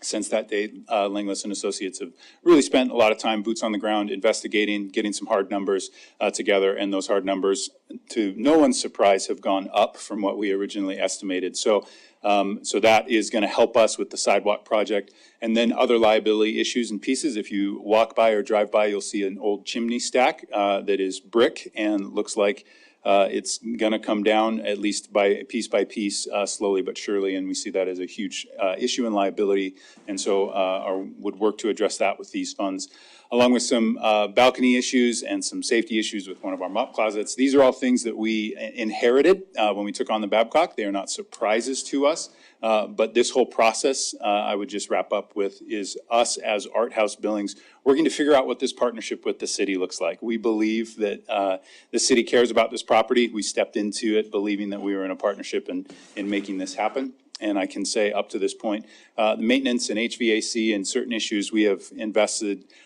tens of thousands, over $100,000 of our own, profits and work that we're doing to continue to keep that place open. And so this is just a continual step towards that. Matt, can you just comment on the amount of the historic tax credit and also the timing of that? When do you have to have your match money in line, or that's jeopardized? So summer of next year is when those funds disappear.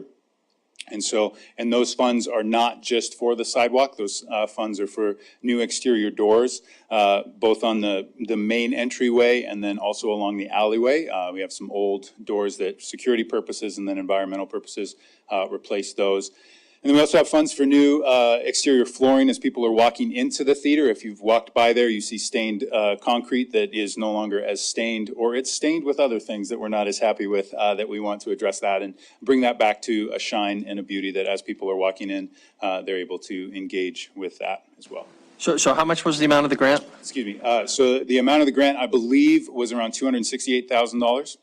Okay, and the summer 2025 deadline, is that for raising the money or for completion of construction or starting construction or what? Completion of construction. So the way that the grant construction. worked is a good chunk of it was funded through the grant, and then we had identified through Art House's own funds and ability to bring what we could to the table and then gifts in kind through contractors. That's how we were funded at that original budget that we presented. Since that date, that sidewalk project has gone up in cost, and so that's what we're trying to address here as well. And last question, you said summer 2025. Do you know exactly, is that June 21st or is that September 14th? That could matter in this, given our current timeframe here. Correct. I believe it's July of 2025. We have begun, because this is a state organization, we've begun, contracts with them and conversations with them. So I apologize that I don't know the specific date. Okay, but, very good. All right, thank you. Other questions for Matt, Councilmember Kennedy? How much is that? You keep on referring to the sidewalk project as going up. What's the cost? So we had originally budgeted around $187, I want to say, $1,000 in our original proposal. And right now it's at around $270,000, so almost $100,000 increase. I forgot to mention the marquee, which was the original reason I was here in March. The marquee is still a very significant piece of this project as well, and we care deeply about bringing that thing back to shine. Well, the question I have for you then, if the project for the sidewalk is $270, how much of the $268,000 grant are you going to put towards the sidewalk project? So we know that we have $268,000 along with what Art House is able to contribute to the project. We as a board, my board is working at understanding what this process looks like and what this relationship with the city looks like. We know that we've got to do the work of the sidewalk and feel like this grant is something that we got to figure out the sidewalk. The other pieces of the grant, we have been in conversations with the people that control the grant. As long as we touch every single element that the grant mentions, so the marquee, the entryway, the exterior doors, as long as we touch those things, we don't have to do them to the full funded amount, but as long as we touch them, we receive the grant funds. So I say all that because a good chunk, if not, the majority of it, unless we touch these other things, because we do want to receive the funds, so we will do something with the exterior doors and all that. But the ask here is the $300,000 for the sidewalk project.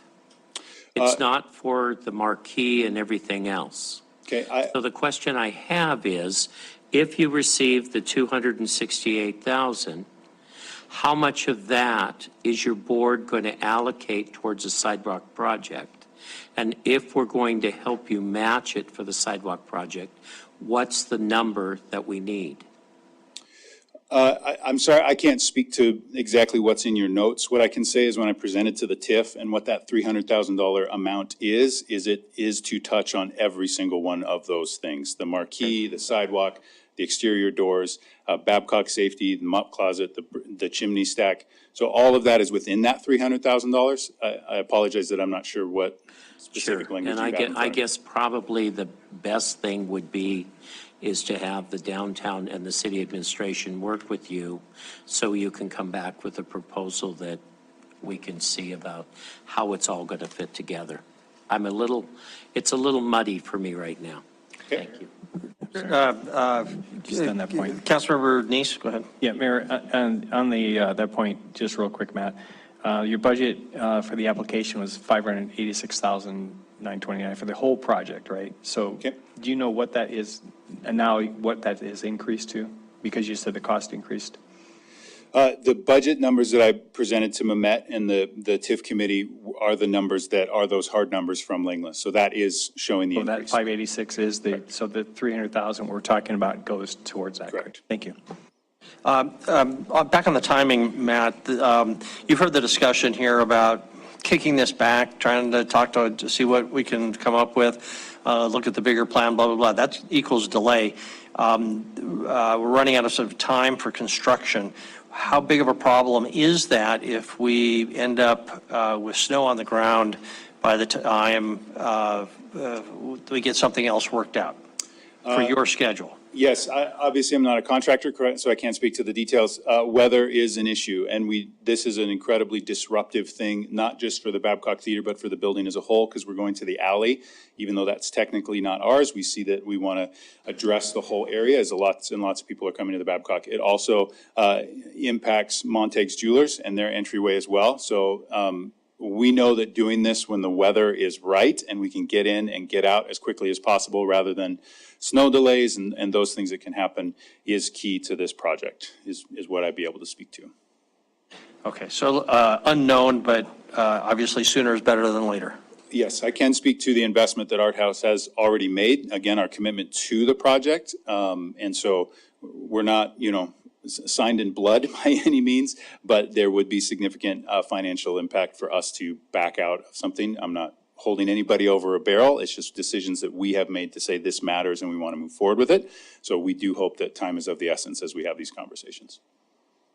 Okay, thank you. Anything else for Matt? Councilmember Neese, and then we'll ask Michelle to weigh in about the depot, unless Mehmet wanted to add something, it looks like. So, and then Councilmember Gulick, sorry, Councilmember Neese. Thank you. Matt, you mentioned the liabilities, and I'm concerned as well about the liabilities because that's also, they're going to sue the city, the biggest person. So I've heard this before multiple times. I'm thankful that you're taking care of the sidewalks because I've heard sidewalks are going to fall in and someone's going to get injured. We don't want that. But I also know that marquee is pretty dangerous, right? And so I'd like to hear more about what risk there is of this marquee falling down, or there's now the chimney. I guess I didn't realize that, but now this chimney falling and hitting someone. What potential risk is there? When do you think this? How much longer do you expect, or has your engineer said this is going to last? So what I can speak to the sidewalk. Again, we feel like that is priority one, and now is the time to activate that. As far as the marquee, part of the funds that we have with partnership with city staff have done an investigation on the marquee. You were presented that report, I believe, back in March. And we know that there are issues there, and they're more structural issues than just a new coat of paint. As far as the timeline for what that structure looks like, I am not able to speak to, and I don't recall the report having specific, you've got a year to 10 years, but more significantly, we need to do something. So these funds are meant to address that, obviously. The chimney stack is something where you can see brick beginning to crumble.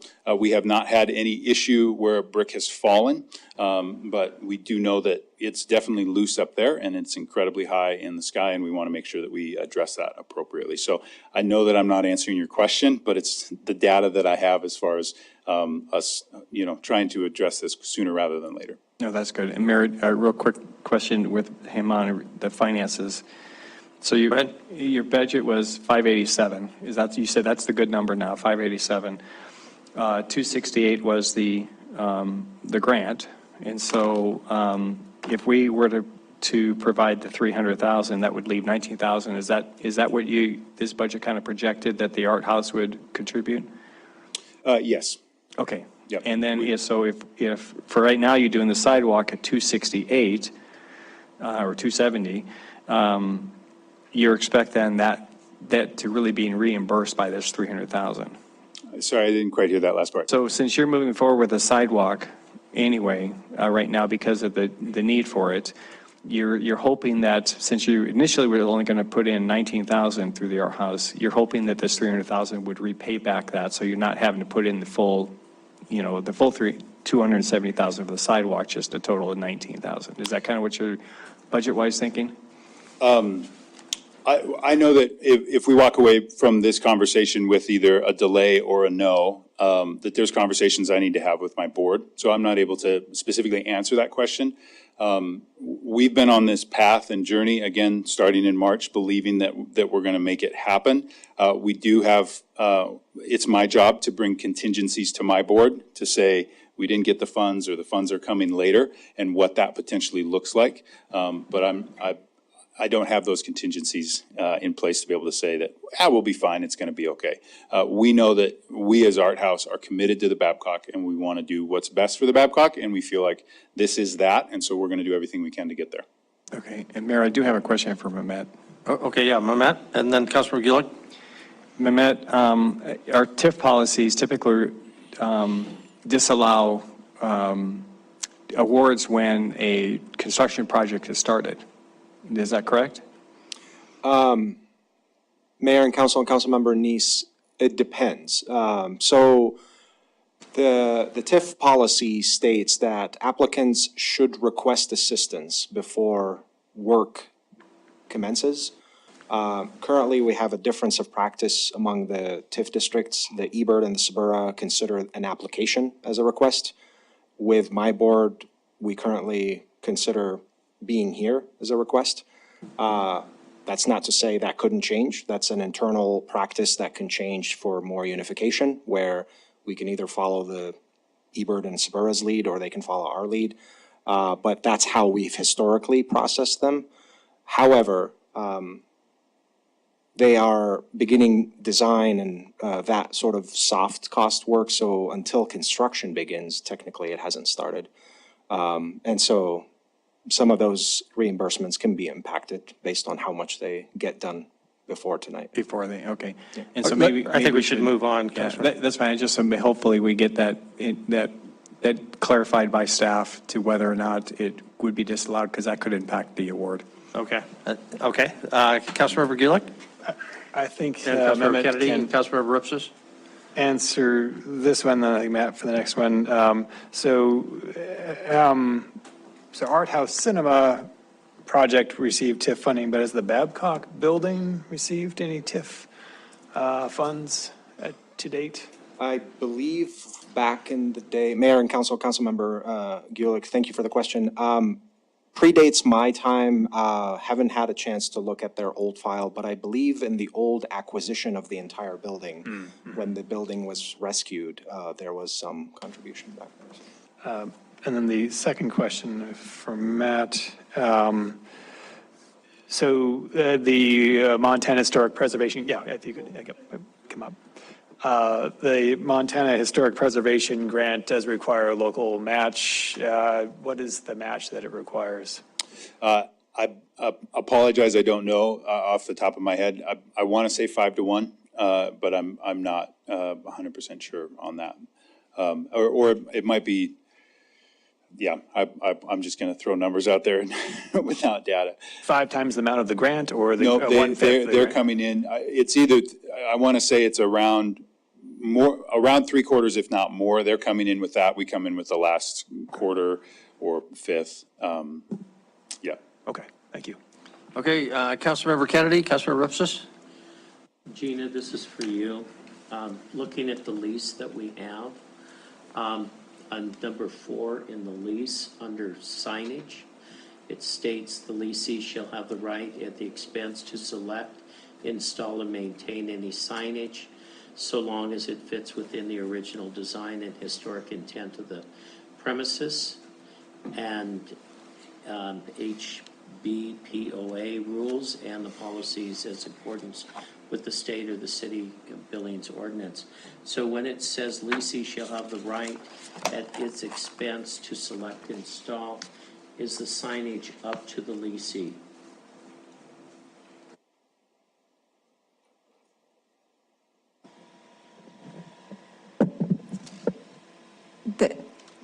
Council Member Kennedy, are you asking me if they do not have to comply with state and city requirements? Because No, what I'm asking is, it says the lessee shall have the right at his expense to select, install, and maintain any signage. And that's in the lease. So we have leased this property out for $1 a year. Does that mean the signage is the property, the leasee's obligation?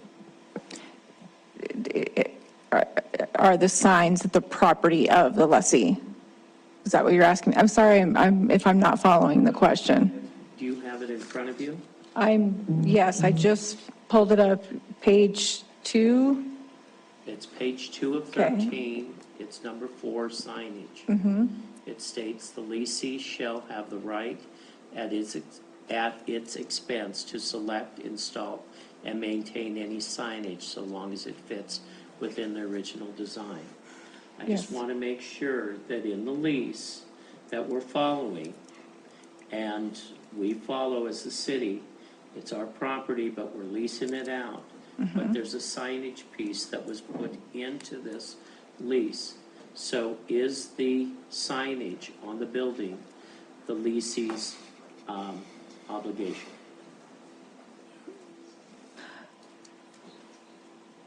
Okay, yes, I think now I'm following you.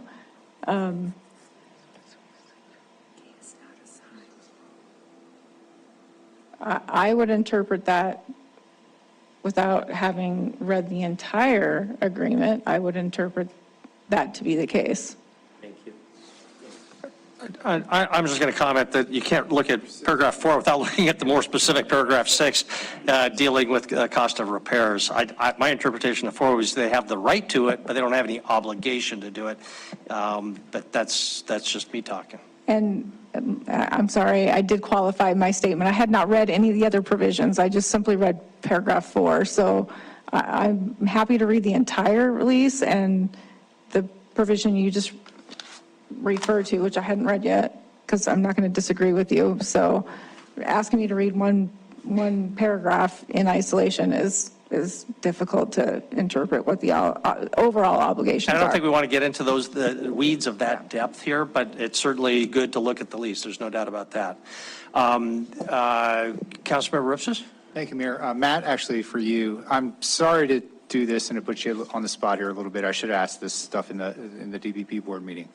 The lease is pretty clear that anything over $10,000 has to be put out to public bid and that kind of stuff. So did all the work that you're going about with this $586,000, has that gone out through public bid through the normal city purchasing process? My understanding of the lease, and obviously I'm not a lawyer, is that anytime we are using city funds for the city property, then yes, we do need to go through that process. As this is, Art House funded or grant funded, that we have not been required to go through that process of things. We do need to go through the process of the Babcock committee as far as making sure that the committee is okay with the work that we are doing, and we're not. All right, I think we want to check that with Gina and give her time to read through this, because I think it says pretty clearly that anything over $10,000 has to go through that process, regardless of who's doing it. The other thing is anything over $80,000 has to receive prior approval from the city council. Again, we're talking about just any kind of repairs. It's not being specific about who's paying for them. So any of those things have to come through city council for approval. So again, I think there's some coordination. Maybe we need to get some legal opinion there. Me reading this doesn't mean anything, but certainly Gina can provide some insights there. Yep. Again, I would just say, I think it's speaking to that partnership that we would present, here's what we want to do, and there's a funding process and mechanism, and that all makes sense. Again, dealing with city staff and communicating with them what we've been doing, we've never been asked to do that, but I agree that looking at the lease is important. And I certainly would agree that the city hasn't held up its end of the partnership here. So the other thing is we just kind of got penalized because of our historic tax credits in the city hall. Babcock is a historic registered building. Anything that you're doing with, I would think probably the biggest item would be the marquee, but also the sidewalks. Any interest there or concerns about the historical registration or registry of that building and any potential roadblocks there? Just want to make sure that you've cleared those off through any kind of legal hurdles that might exist, and we don't get surprised down the road with, hey, you couldn't convert that marquee to an LED sign because it's a historic building, or whatever it is. So, yep. So obviously, the Montana Historic Preservation Grant is working with people that are very in the know, and so it was a very extensive application process that we had to go through and show and communicate how we're holding on to the history of the building as we update certain elements that need updating. So we feel confident in what we're doing that it fits that line. Yeah, and we'll continue to move forward with that line because it's why we're there. Agreed. Yes. Councilor Gulick, you want to comment on that probably? Yeah, I can speak specifically to that in terms of, so that, the Babcock building, previous owner of the Babcock Theater itself, before the city took over, did receive historic tax credits.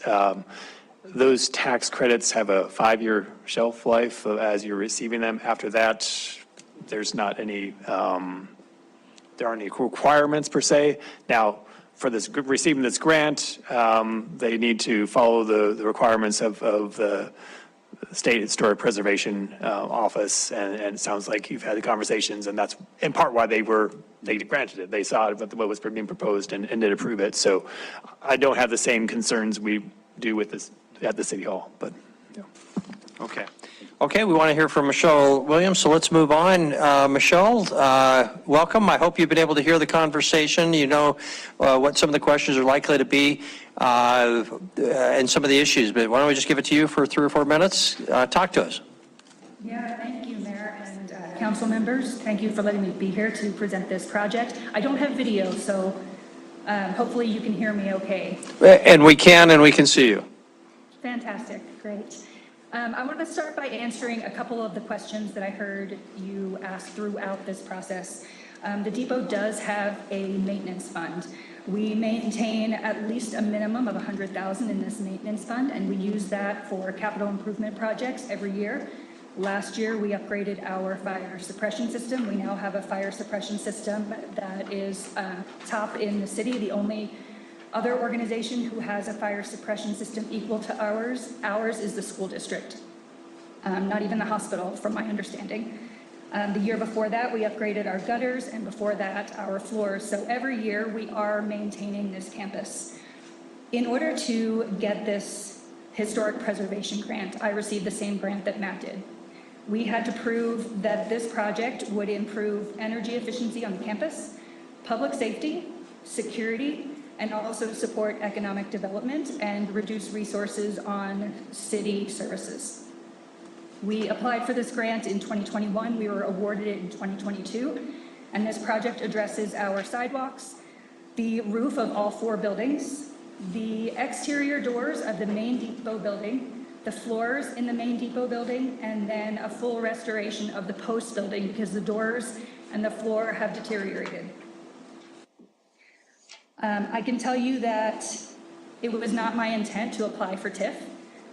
Because we have this maintenance fund, it was my intent to continue to fundraise throughout this process, leveraging the maintenance fund, and then continuing to replenish that chunk of dollars as we received new grant funding and fundraisers.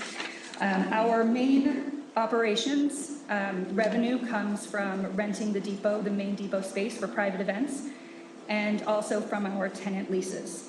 And then all of our big community events that you all are hopefully familiar with is what we use for our fundraising efforts to fund that maintenance fund.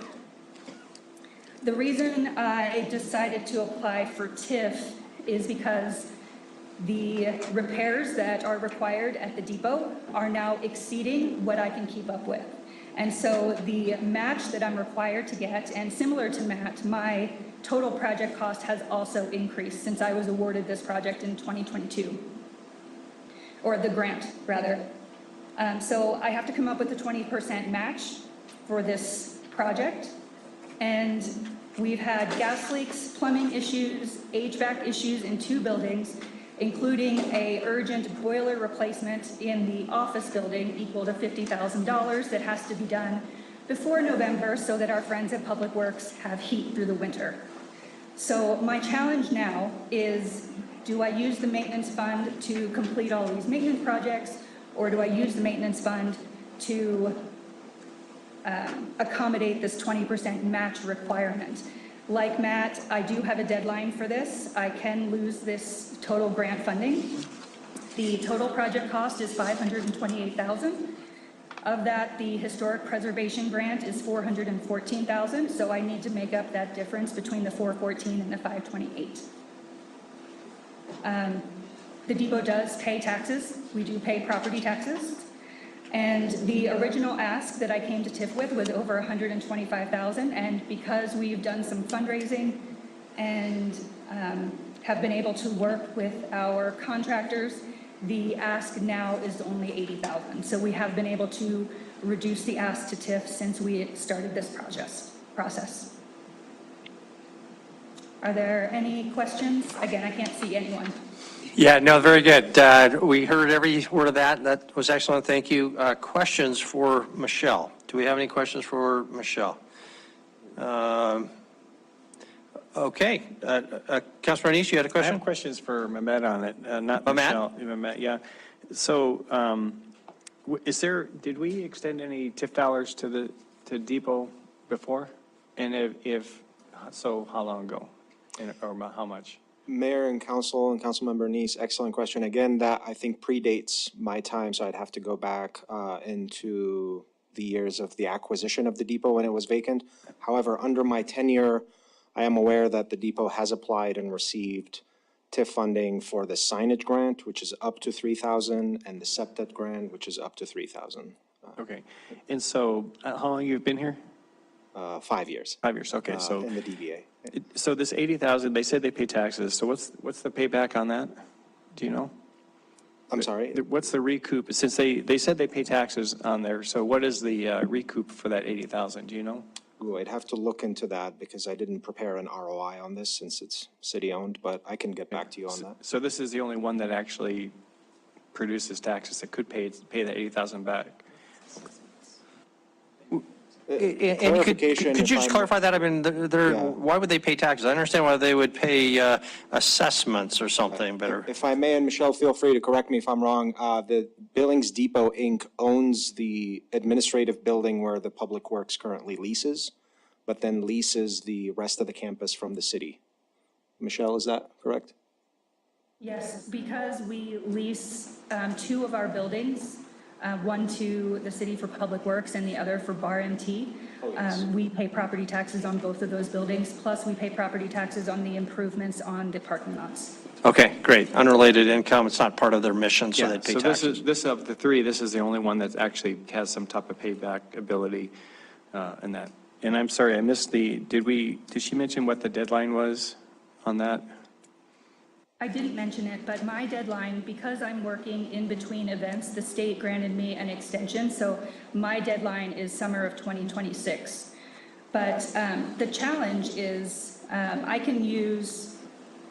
can't start a project until I have the 20% match. So that's kind of the balancing act that I'm working with. So we started the door restoration. The total for the door refinishing is $51,000. So I have $10,000 in my maintenance fund to cover the match for the door refinishing. So as we progress through these projects, in order to complete the full scope of the grant, I have to prove the 20%. Okay, very good. Thank you. Any other questions for Michelle? I don't see any, so Michelle, don't go anywhere, but thank you very much. Okay, council, we've heard jointly, I think you provided us with a very good big picture. We now need to move back into actually dealing with the item before us, which is item number 4. Are there any other questions or motion or comments about item number 4, which is just the ABT request? Councilmember Boyette. I'll be the person that starts it out.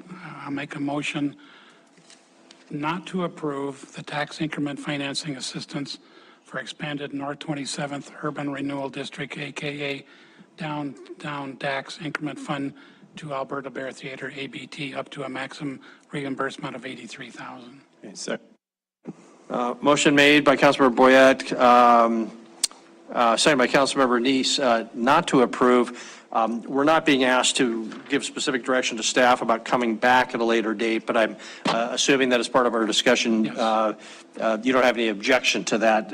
No, that would be my follow-up then. Okay. Is that, am I opposed to all three of these? No. Am I going to listen to what the people with the money are telling me what to do? Yes.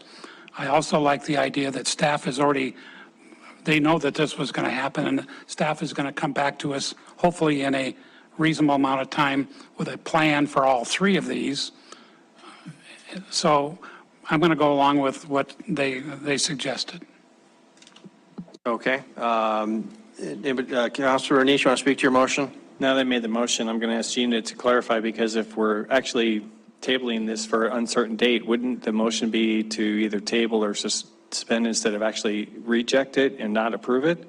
Because, I mean, we're not actually not approving it. We're telling them to come back to it with a revised plan. Well, I might need Andy's assistance with this question, but it's my understanding you are making a decision on the TIF funds, and what's coming back to you later is not going to be using TIF funds. Am I understanding that correctly? You are not understanding that correctly. I think there's a high likelihood that what comes back to you will include TIF funds. in some TIF funds or entirely TIF funds, but yes. In any event, I don't think that precludes you from making a decision on this right now. If you wanted to postpone this to a specific date, you could do that, but I think you're being asked to make a decision tonight about this. But I think technically you could find a date and postpone it until then, if that's council's desire. So, okay, I'm sorry, the motion is just for denial. Of course, that's so if I understand correctly, if we're denying this application, can an applicant bring an application back to us that's already been denied? That's where I don't think that's possible. I think we run into problem them having to reapply through the downtown TIP board to come back to us. And what would be the basis for that, Gina? I mean, they come back, they change it $1. It's a new application. But, Matt, did you want to comment on that? If I'm allowed, yes, Mayor, Council. If you recall, the Billings Community Foundation, the first attempt was not successful due to a tie in the vote. So they did reapply and revise the application, and we did come back for a second ask, and that second ask was approved. So you expect us to come back before the board anyway with a recommendation of some sort? Correct. They went through the whole process Okay. again. So, All right. yeah. Thank you. I'm okay with it. Okay. Discussion on the motion. Any further discussion on the motion? The only comment I'd make is largely not so much to us, but to anybody who might be listening. These are large dollars, but they're not huge dollars, and the need is clear.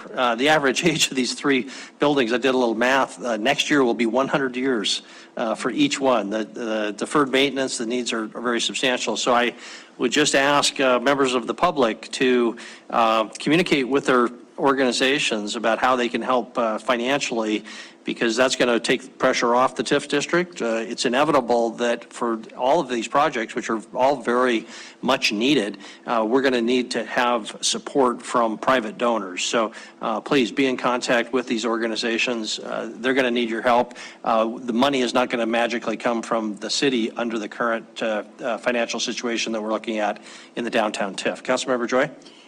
Thank you, Mayor and Council. And I think this, I want to kind of bounce off of your comments a little bit. It really, really shows how the tax structure in the state of Montana really impedes municipalities from being able to make better investments in their partnerships.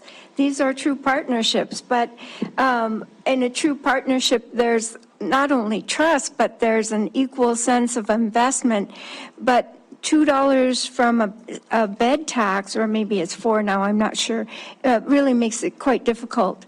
So I think Director Friday also has his hand in the air. Yes, thank you. I was just going to point that out. Thanks, Councilor. Very good, thank you. Wyeth, you've been very quiet, and you've heard the discussion. Glad to have you with us. What would you like to add?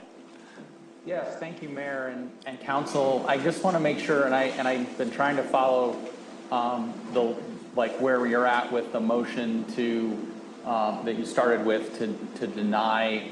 I think, and I don't know if Andy has chimed in also, I was having some trouble with the video and such, but I guess I would recommend to avoid an issue where you're going back. I mean, it's been like, as Mehmet said, these have been through the process and have come to you.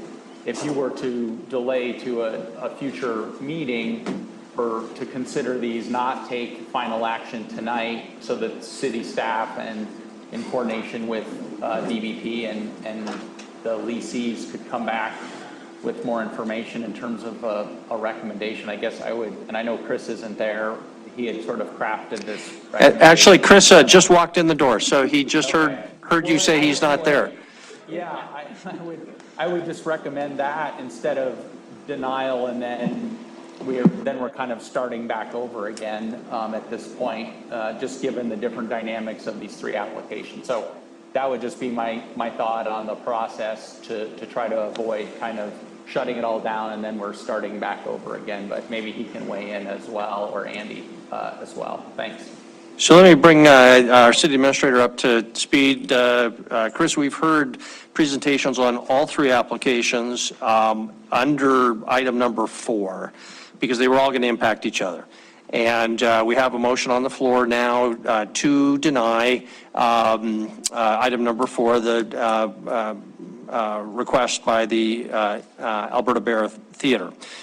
We've also made it, I think, by consensus. There's no objection to these coming back to us in some form once staff has had an opportunity to pin down the numbers in the TIF better, talk with the applicants, maybe do some, quote, value engineering. Hopefully they can come up with some additional money for some sort of new proposal before the end of the year. The motion is to deny.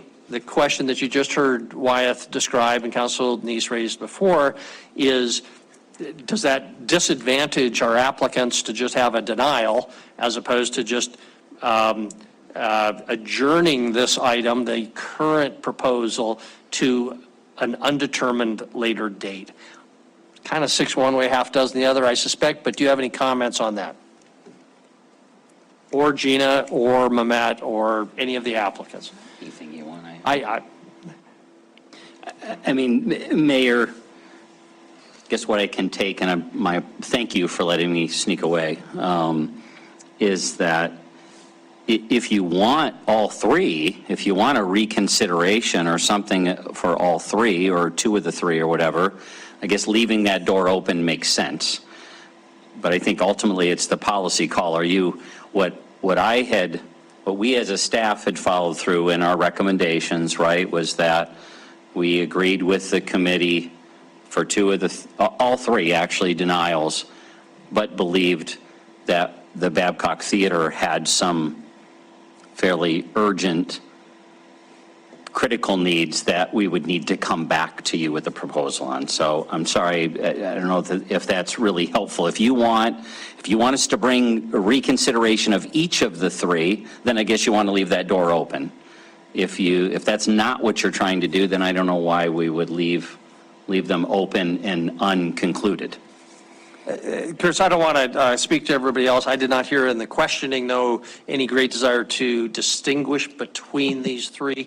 That was just my interpretation that I'll pass on to you. But still, why would it, how would that impact whether we just adjourn these or deny them and bring them back later? Here's the timing question. Mehmet, if these are just outright denied, does that add delay? Does it truly make it more difficult to bring back a new version of this? Do you care? Do you see, we don't want to make a mountain out of a molehill here. So does it matter whether these are just denied, which is the current motion, or adjourned to a later date? Mayor and Council and Mayor Cole, thank you for the question. Delay is relative in terms of, it'll coincide with the same time that we were planning to come back to council anyways for a comprehensive plan. So initially, for example, if they were denied tonight and reapply, they'll go before the board again we'll say the September meeting, and then we'll be probably back at council in October. However, the difference now, these decisions were made before we knew the devaluation of the district. Now that is current knowledge. So I suspect it will not change the board's position on what they recommend, but I don't want to put words in their mouth. I'd have to go back and represent it to them. Okay, so I did not hear you express any preference for just delaying this item indefinitely or denying one or two or three of these. Nothing besides the deadlines that they've shared with the historic preservation grant. Right, just between those two options. Okay, thank you. We'll continue this discussion. Councilmember Ripsis, Kennedy, Neese? Thank you, Mayor. I'm going to support this motion, and it's obviously not because we don't support the projects. I think there's unanimous support for actually seeing these projects come through and address the maintenance needs of these city-owned facilities. Personally, I do, as I said to Matt, I think the city has failed in its side of the partnerships here, and we need to do better in planning in the budgeting process so that this isn't laid on the backs of the TIF district. This is not why our TIF district exists, to maintain city-owned facilities. We should be doing that and taking care of that as part of our regular budgeting process. We should assume that responsibility for these expenses and plan for that. But I do want to thank the DBP board for their work. I sit on that board as the council's ex officio member, and they deliberated long and hard about this. It was not an easy conversation. None of them, I don't think, wanted to deny or recommend against this, but they have received what they have felt is some pretty clear guidance from council to prioritize residential, mixed-use, economic drivers in the TIF district, and they felt it would be inconsistent with the direction that they've received to support these projects right now, given the financial condition of the TIF district. So I'm going to support this right now. I do think staff, as Mehmet indicated and Chris indicated, they're working on a proposal for how to manage these properties long-term. I think TIF will end up being a portion of that. Hopefully the city sees some value as these community-wide assets, not just burdens on the downtown, but community-wide historical assets that we all derive benefits from. We need to find a way to support them through our general fund budget as well, as long as we maintain them. Right? I don't think anybody is against having the conversation of how do we maybe get these assets off the books, off the city books, but that's a very, very long-term conversation. The Art House has 10 years remaining on their lease. So it's not like we're just going to walk away from, we can't just walk away from that. We've signed a lease. So it can't just be done. We've got to maintain and support these assets for at least the next 10 years. And that's assuming that they don't want to re-up for another 15 years, which is their right under that lease. So potentially, we're looking at a long-term hold of these assets. We need to make sure that we're planning financially to support them. And to do what they need. We've talked about how they need to be built into the facilities budget and the management process there as well. All that stuff needs to come into play. And so that the next time we go through the budgeting process, we've got a much more proactive approach to maintaining these facilities. So all that being said, I'm going to support this motion tonight and then encourage DBP and staff to continue working together and bring us to a proposal that gets us to where we need to be, both short and midterm, to support these facilities. Thank you. Very good. Thank you. Councilmember Kennedy? I'm going to vote against the motion. And, you know, as people write grants, it takes a lot of time and effort. So if we decided to go ahead with a motion to just delay this and have Chris and his staff come back with how are we going to fund these. I keep on hearing from folks on the council saying these are our entities, we need to pay something. So let's bring back how we're going to be able to do all of this. And we heard about this months ago with the Art House. We don't have any proposals. We did say to the Art House, go to the TIF district. And I have to say, all we're doing is kind of kicking this down the road a little bit. So I would like to see that we come back with a motion to delay it for a month have the staff come back with a proposal of how we're going to do something, and then vote it up or down. But I think we can deny every one of these tonight and make these people do more work and then have them denied again. I don't think that's right. So I will vote against denying them. I will vote for going forward and having the staff bring back a proposal. Thank you. Okay, Councilor Renese? Just to clarify, we are only voting on the Alberta Bear at this time, not the That is, only item 4 is before us. Yeah, I would. But let's be realistic. There's an expectation of certain consistency probably. Okay. So, I just wanted to make that, but other than that, I'm ready to vote if everyone else is. Okay. Any further discussion on the motion? Okay, is the motion clear? No clarification is needed. We'll just ask if in favor of the motion, please say aye. Aye. If opposed, nay. Nay. Voting in opposition, Councilmember Kennedy. All other members in favor. So this one is denied, but there's an expectation it's going to come back in some form at some point in the future. We're going to move on to item number 5, unless Councilmember Renese, you had something? Yeah, move on to number 5. I'd like to make a motion. We need to have it read, so we'll do that Sorry, first. that's right. We haven't done it read. Yeah. So Denise, would you read item number 5, please? Tax increment financing assistance from expanded North 27th Urban Renewal District, also known as Downtown Tax Increment Fund, to the city Billings, doing business as Art House Billings, up to a maximum reimbursement of $300,000. The Downtown Billings Partnership, DBP Board, does not recommend approval. Now, Councilor Renese. Thank you. Mayor, I'd like to make a motion to delay or table this tax incentive financing assistance from the expanded North 27th Urban Rural District to the Klein Billings DBA Art House up to a maximum of $300,000. Councilmember Renese, can I ask you for clarification on your motion? The previous motion by Councilmember Boyette was denial. And so you just use the terminology delay or something like that. I did. And back to our previous conversation, that would be different from the Alberta Bear. Yes. You sure? Yes. Okay. I'm trying to include our council member Kennedy in this discussion. Okay.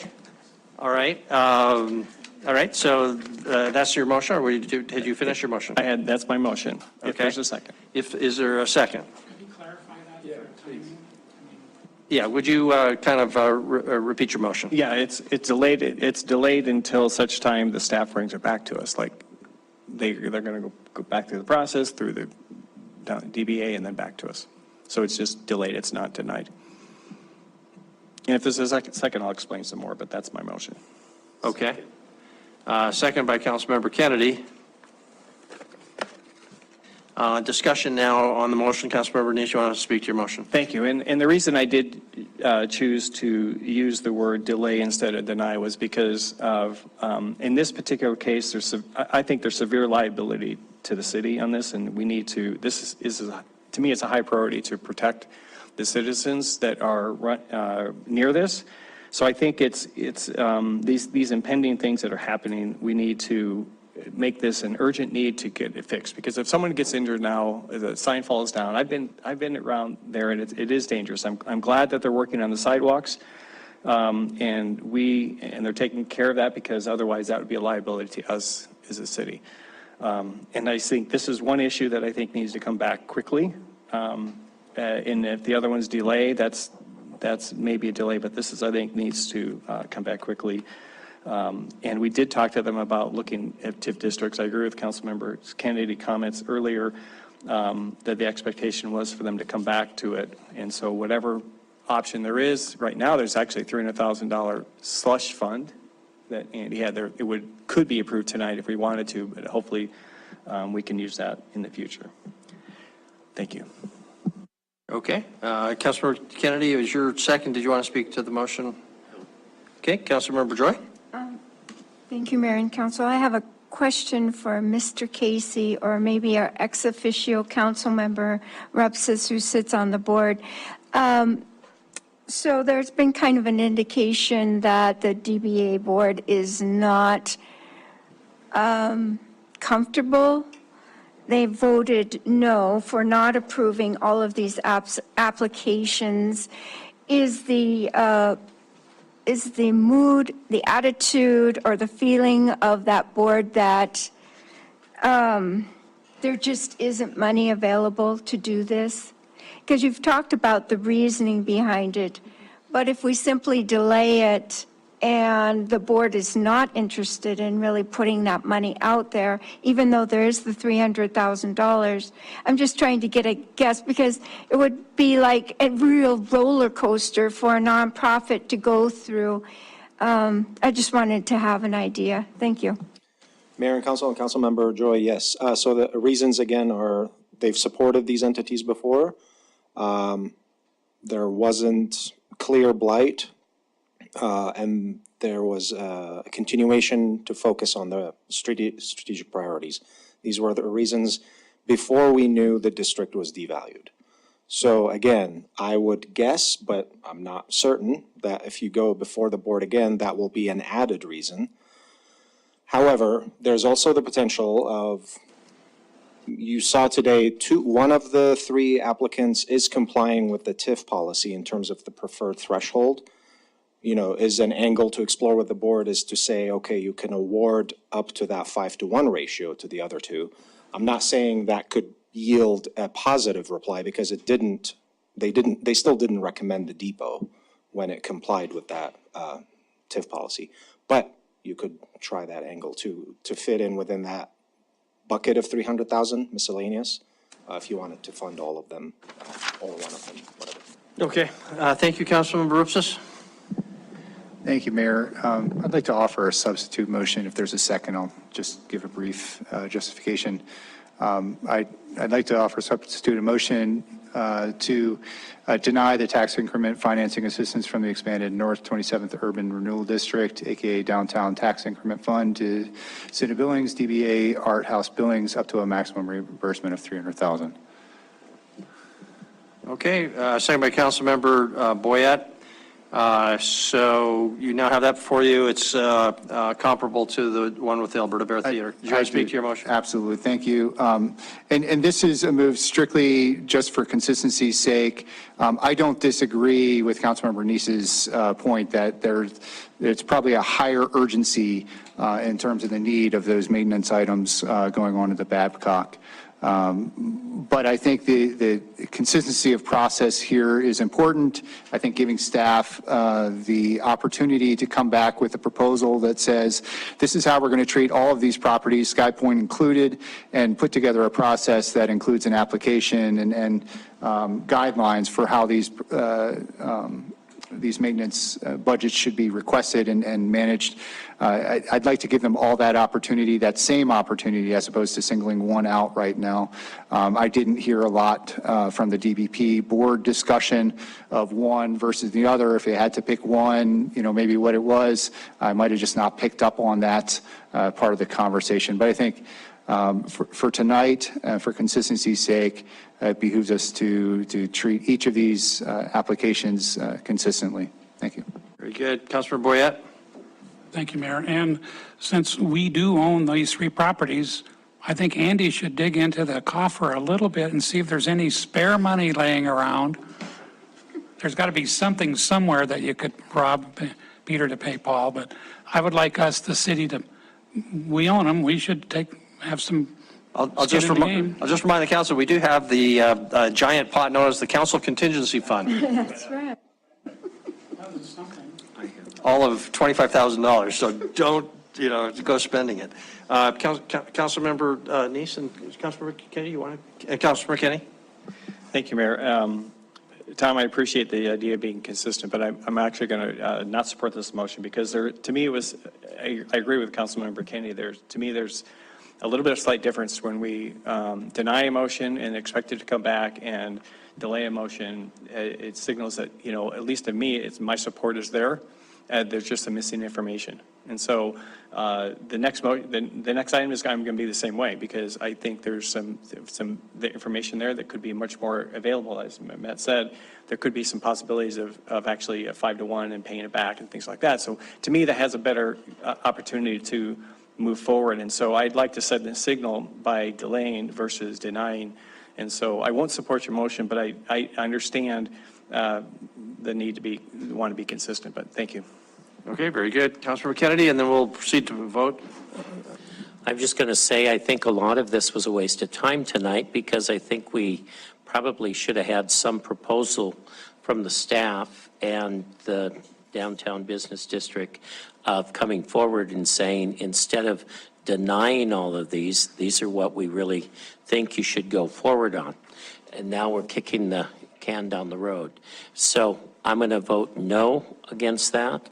I think, on the denial, you're really saying, what I've heard all of you saying is, come back, staff, with a proposal, and then let's look at funding something. But I think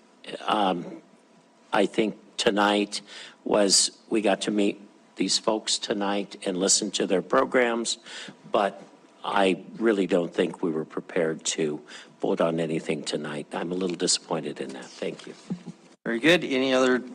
Okay, we'll move to a vote. The motion is the substitute motion to deny item number 5.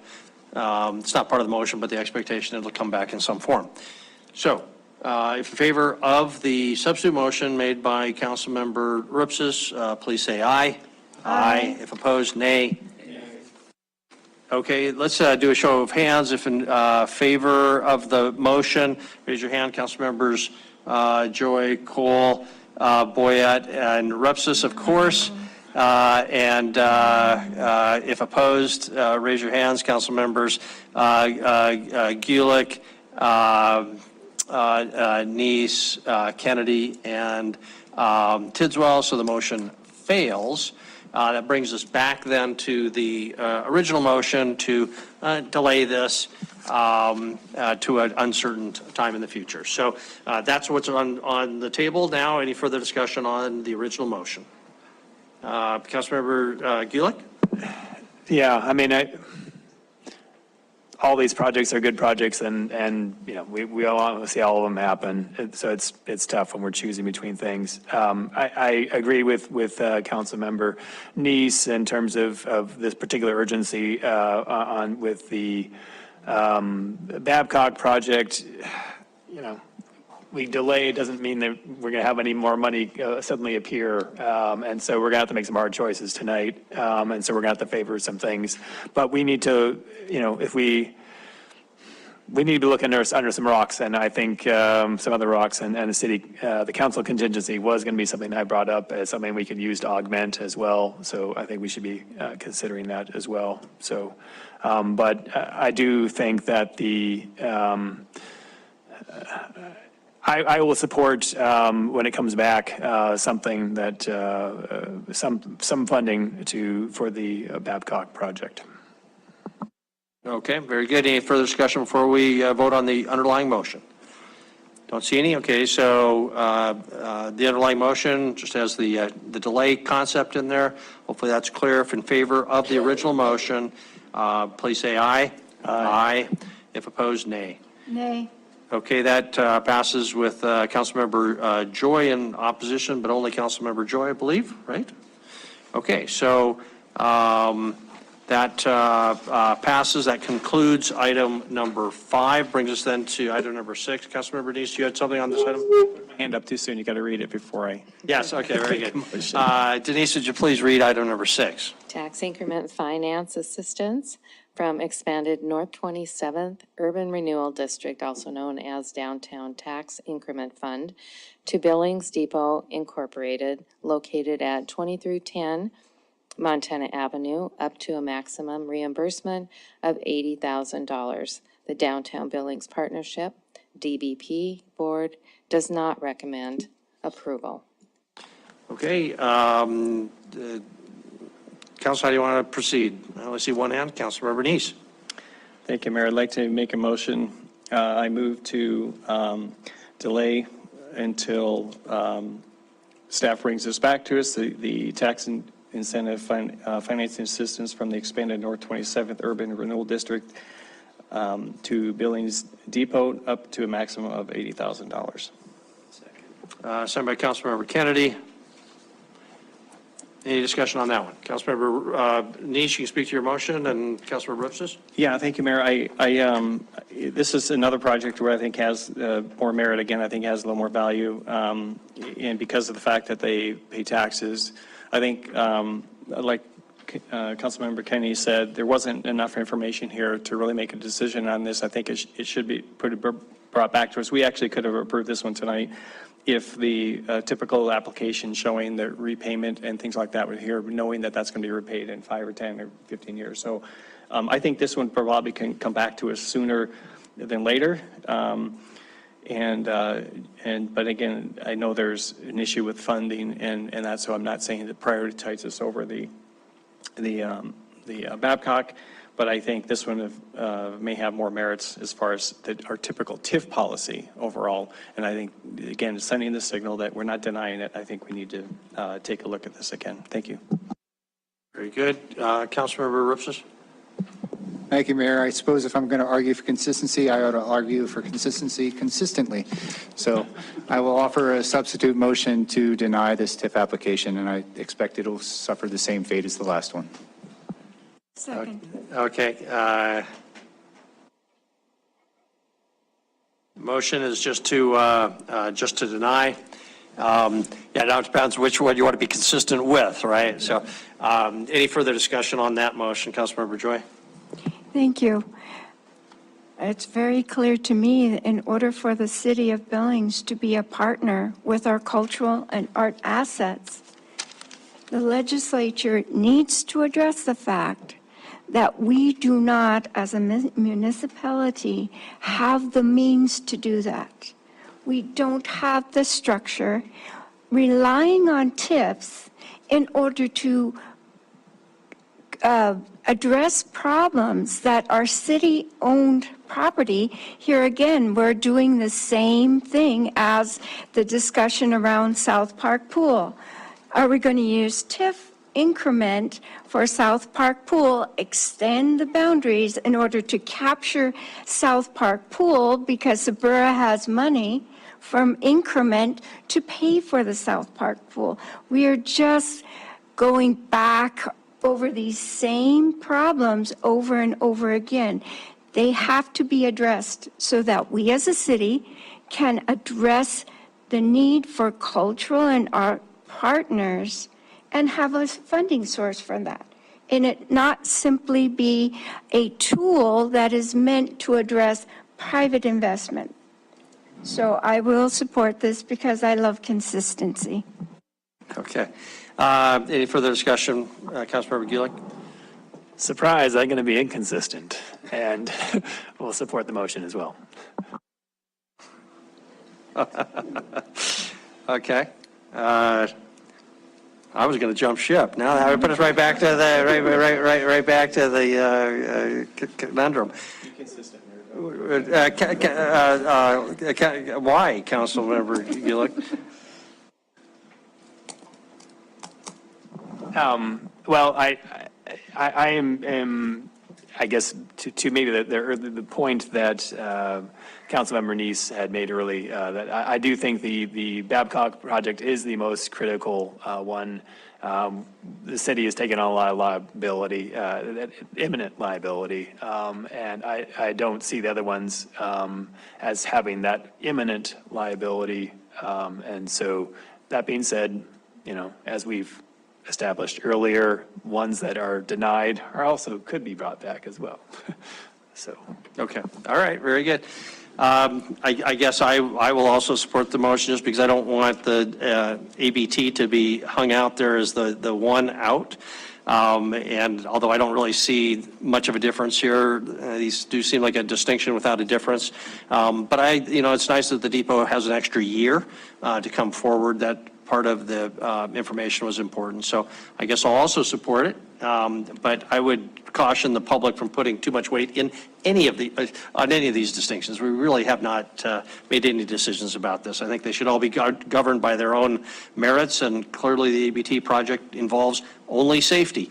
I mean, nobody puts up bollards for the fun of it or because they look nice, that's absolutely obvious. So anyway, so the motion is a substitute motion to change this to from delay to denial. And if in favor of the substitute motion made by Councilmember Rupsis, go ahead and raise your hand. Voting in favor are Councilmembers Rupsis, Boyette, Joy, Gulick, and Cole. And voting in opposition are Councilmembers Kennedy, Tidswell, and Neese. So the motion passes 5-3. So that concludes item number 6. And stay tuned. Public, anybody who's listening, please help out these very, very important organizations. That concludes item number 6. Public comment on non-agenda items. Is there anybody who would like to make any, in the audience, comment on something that was not on our agenda tonight?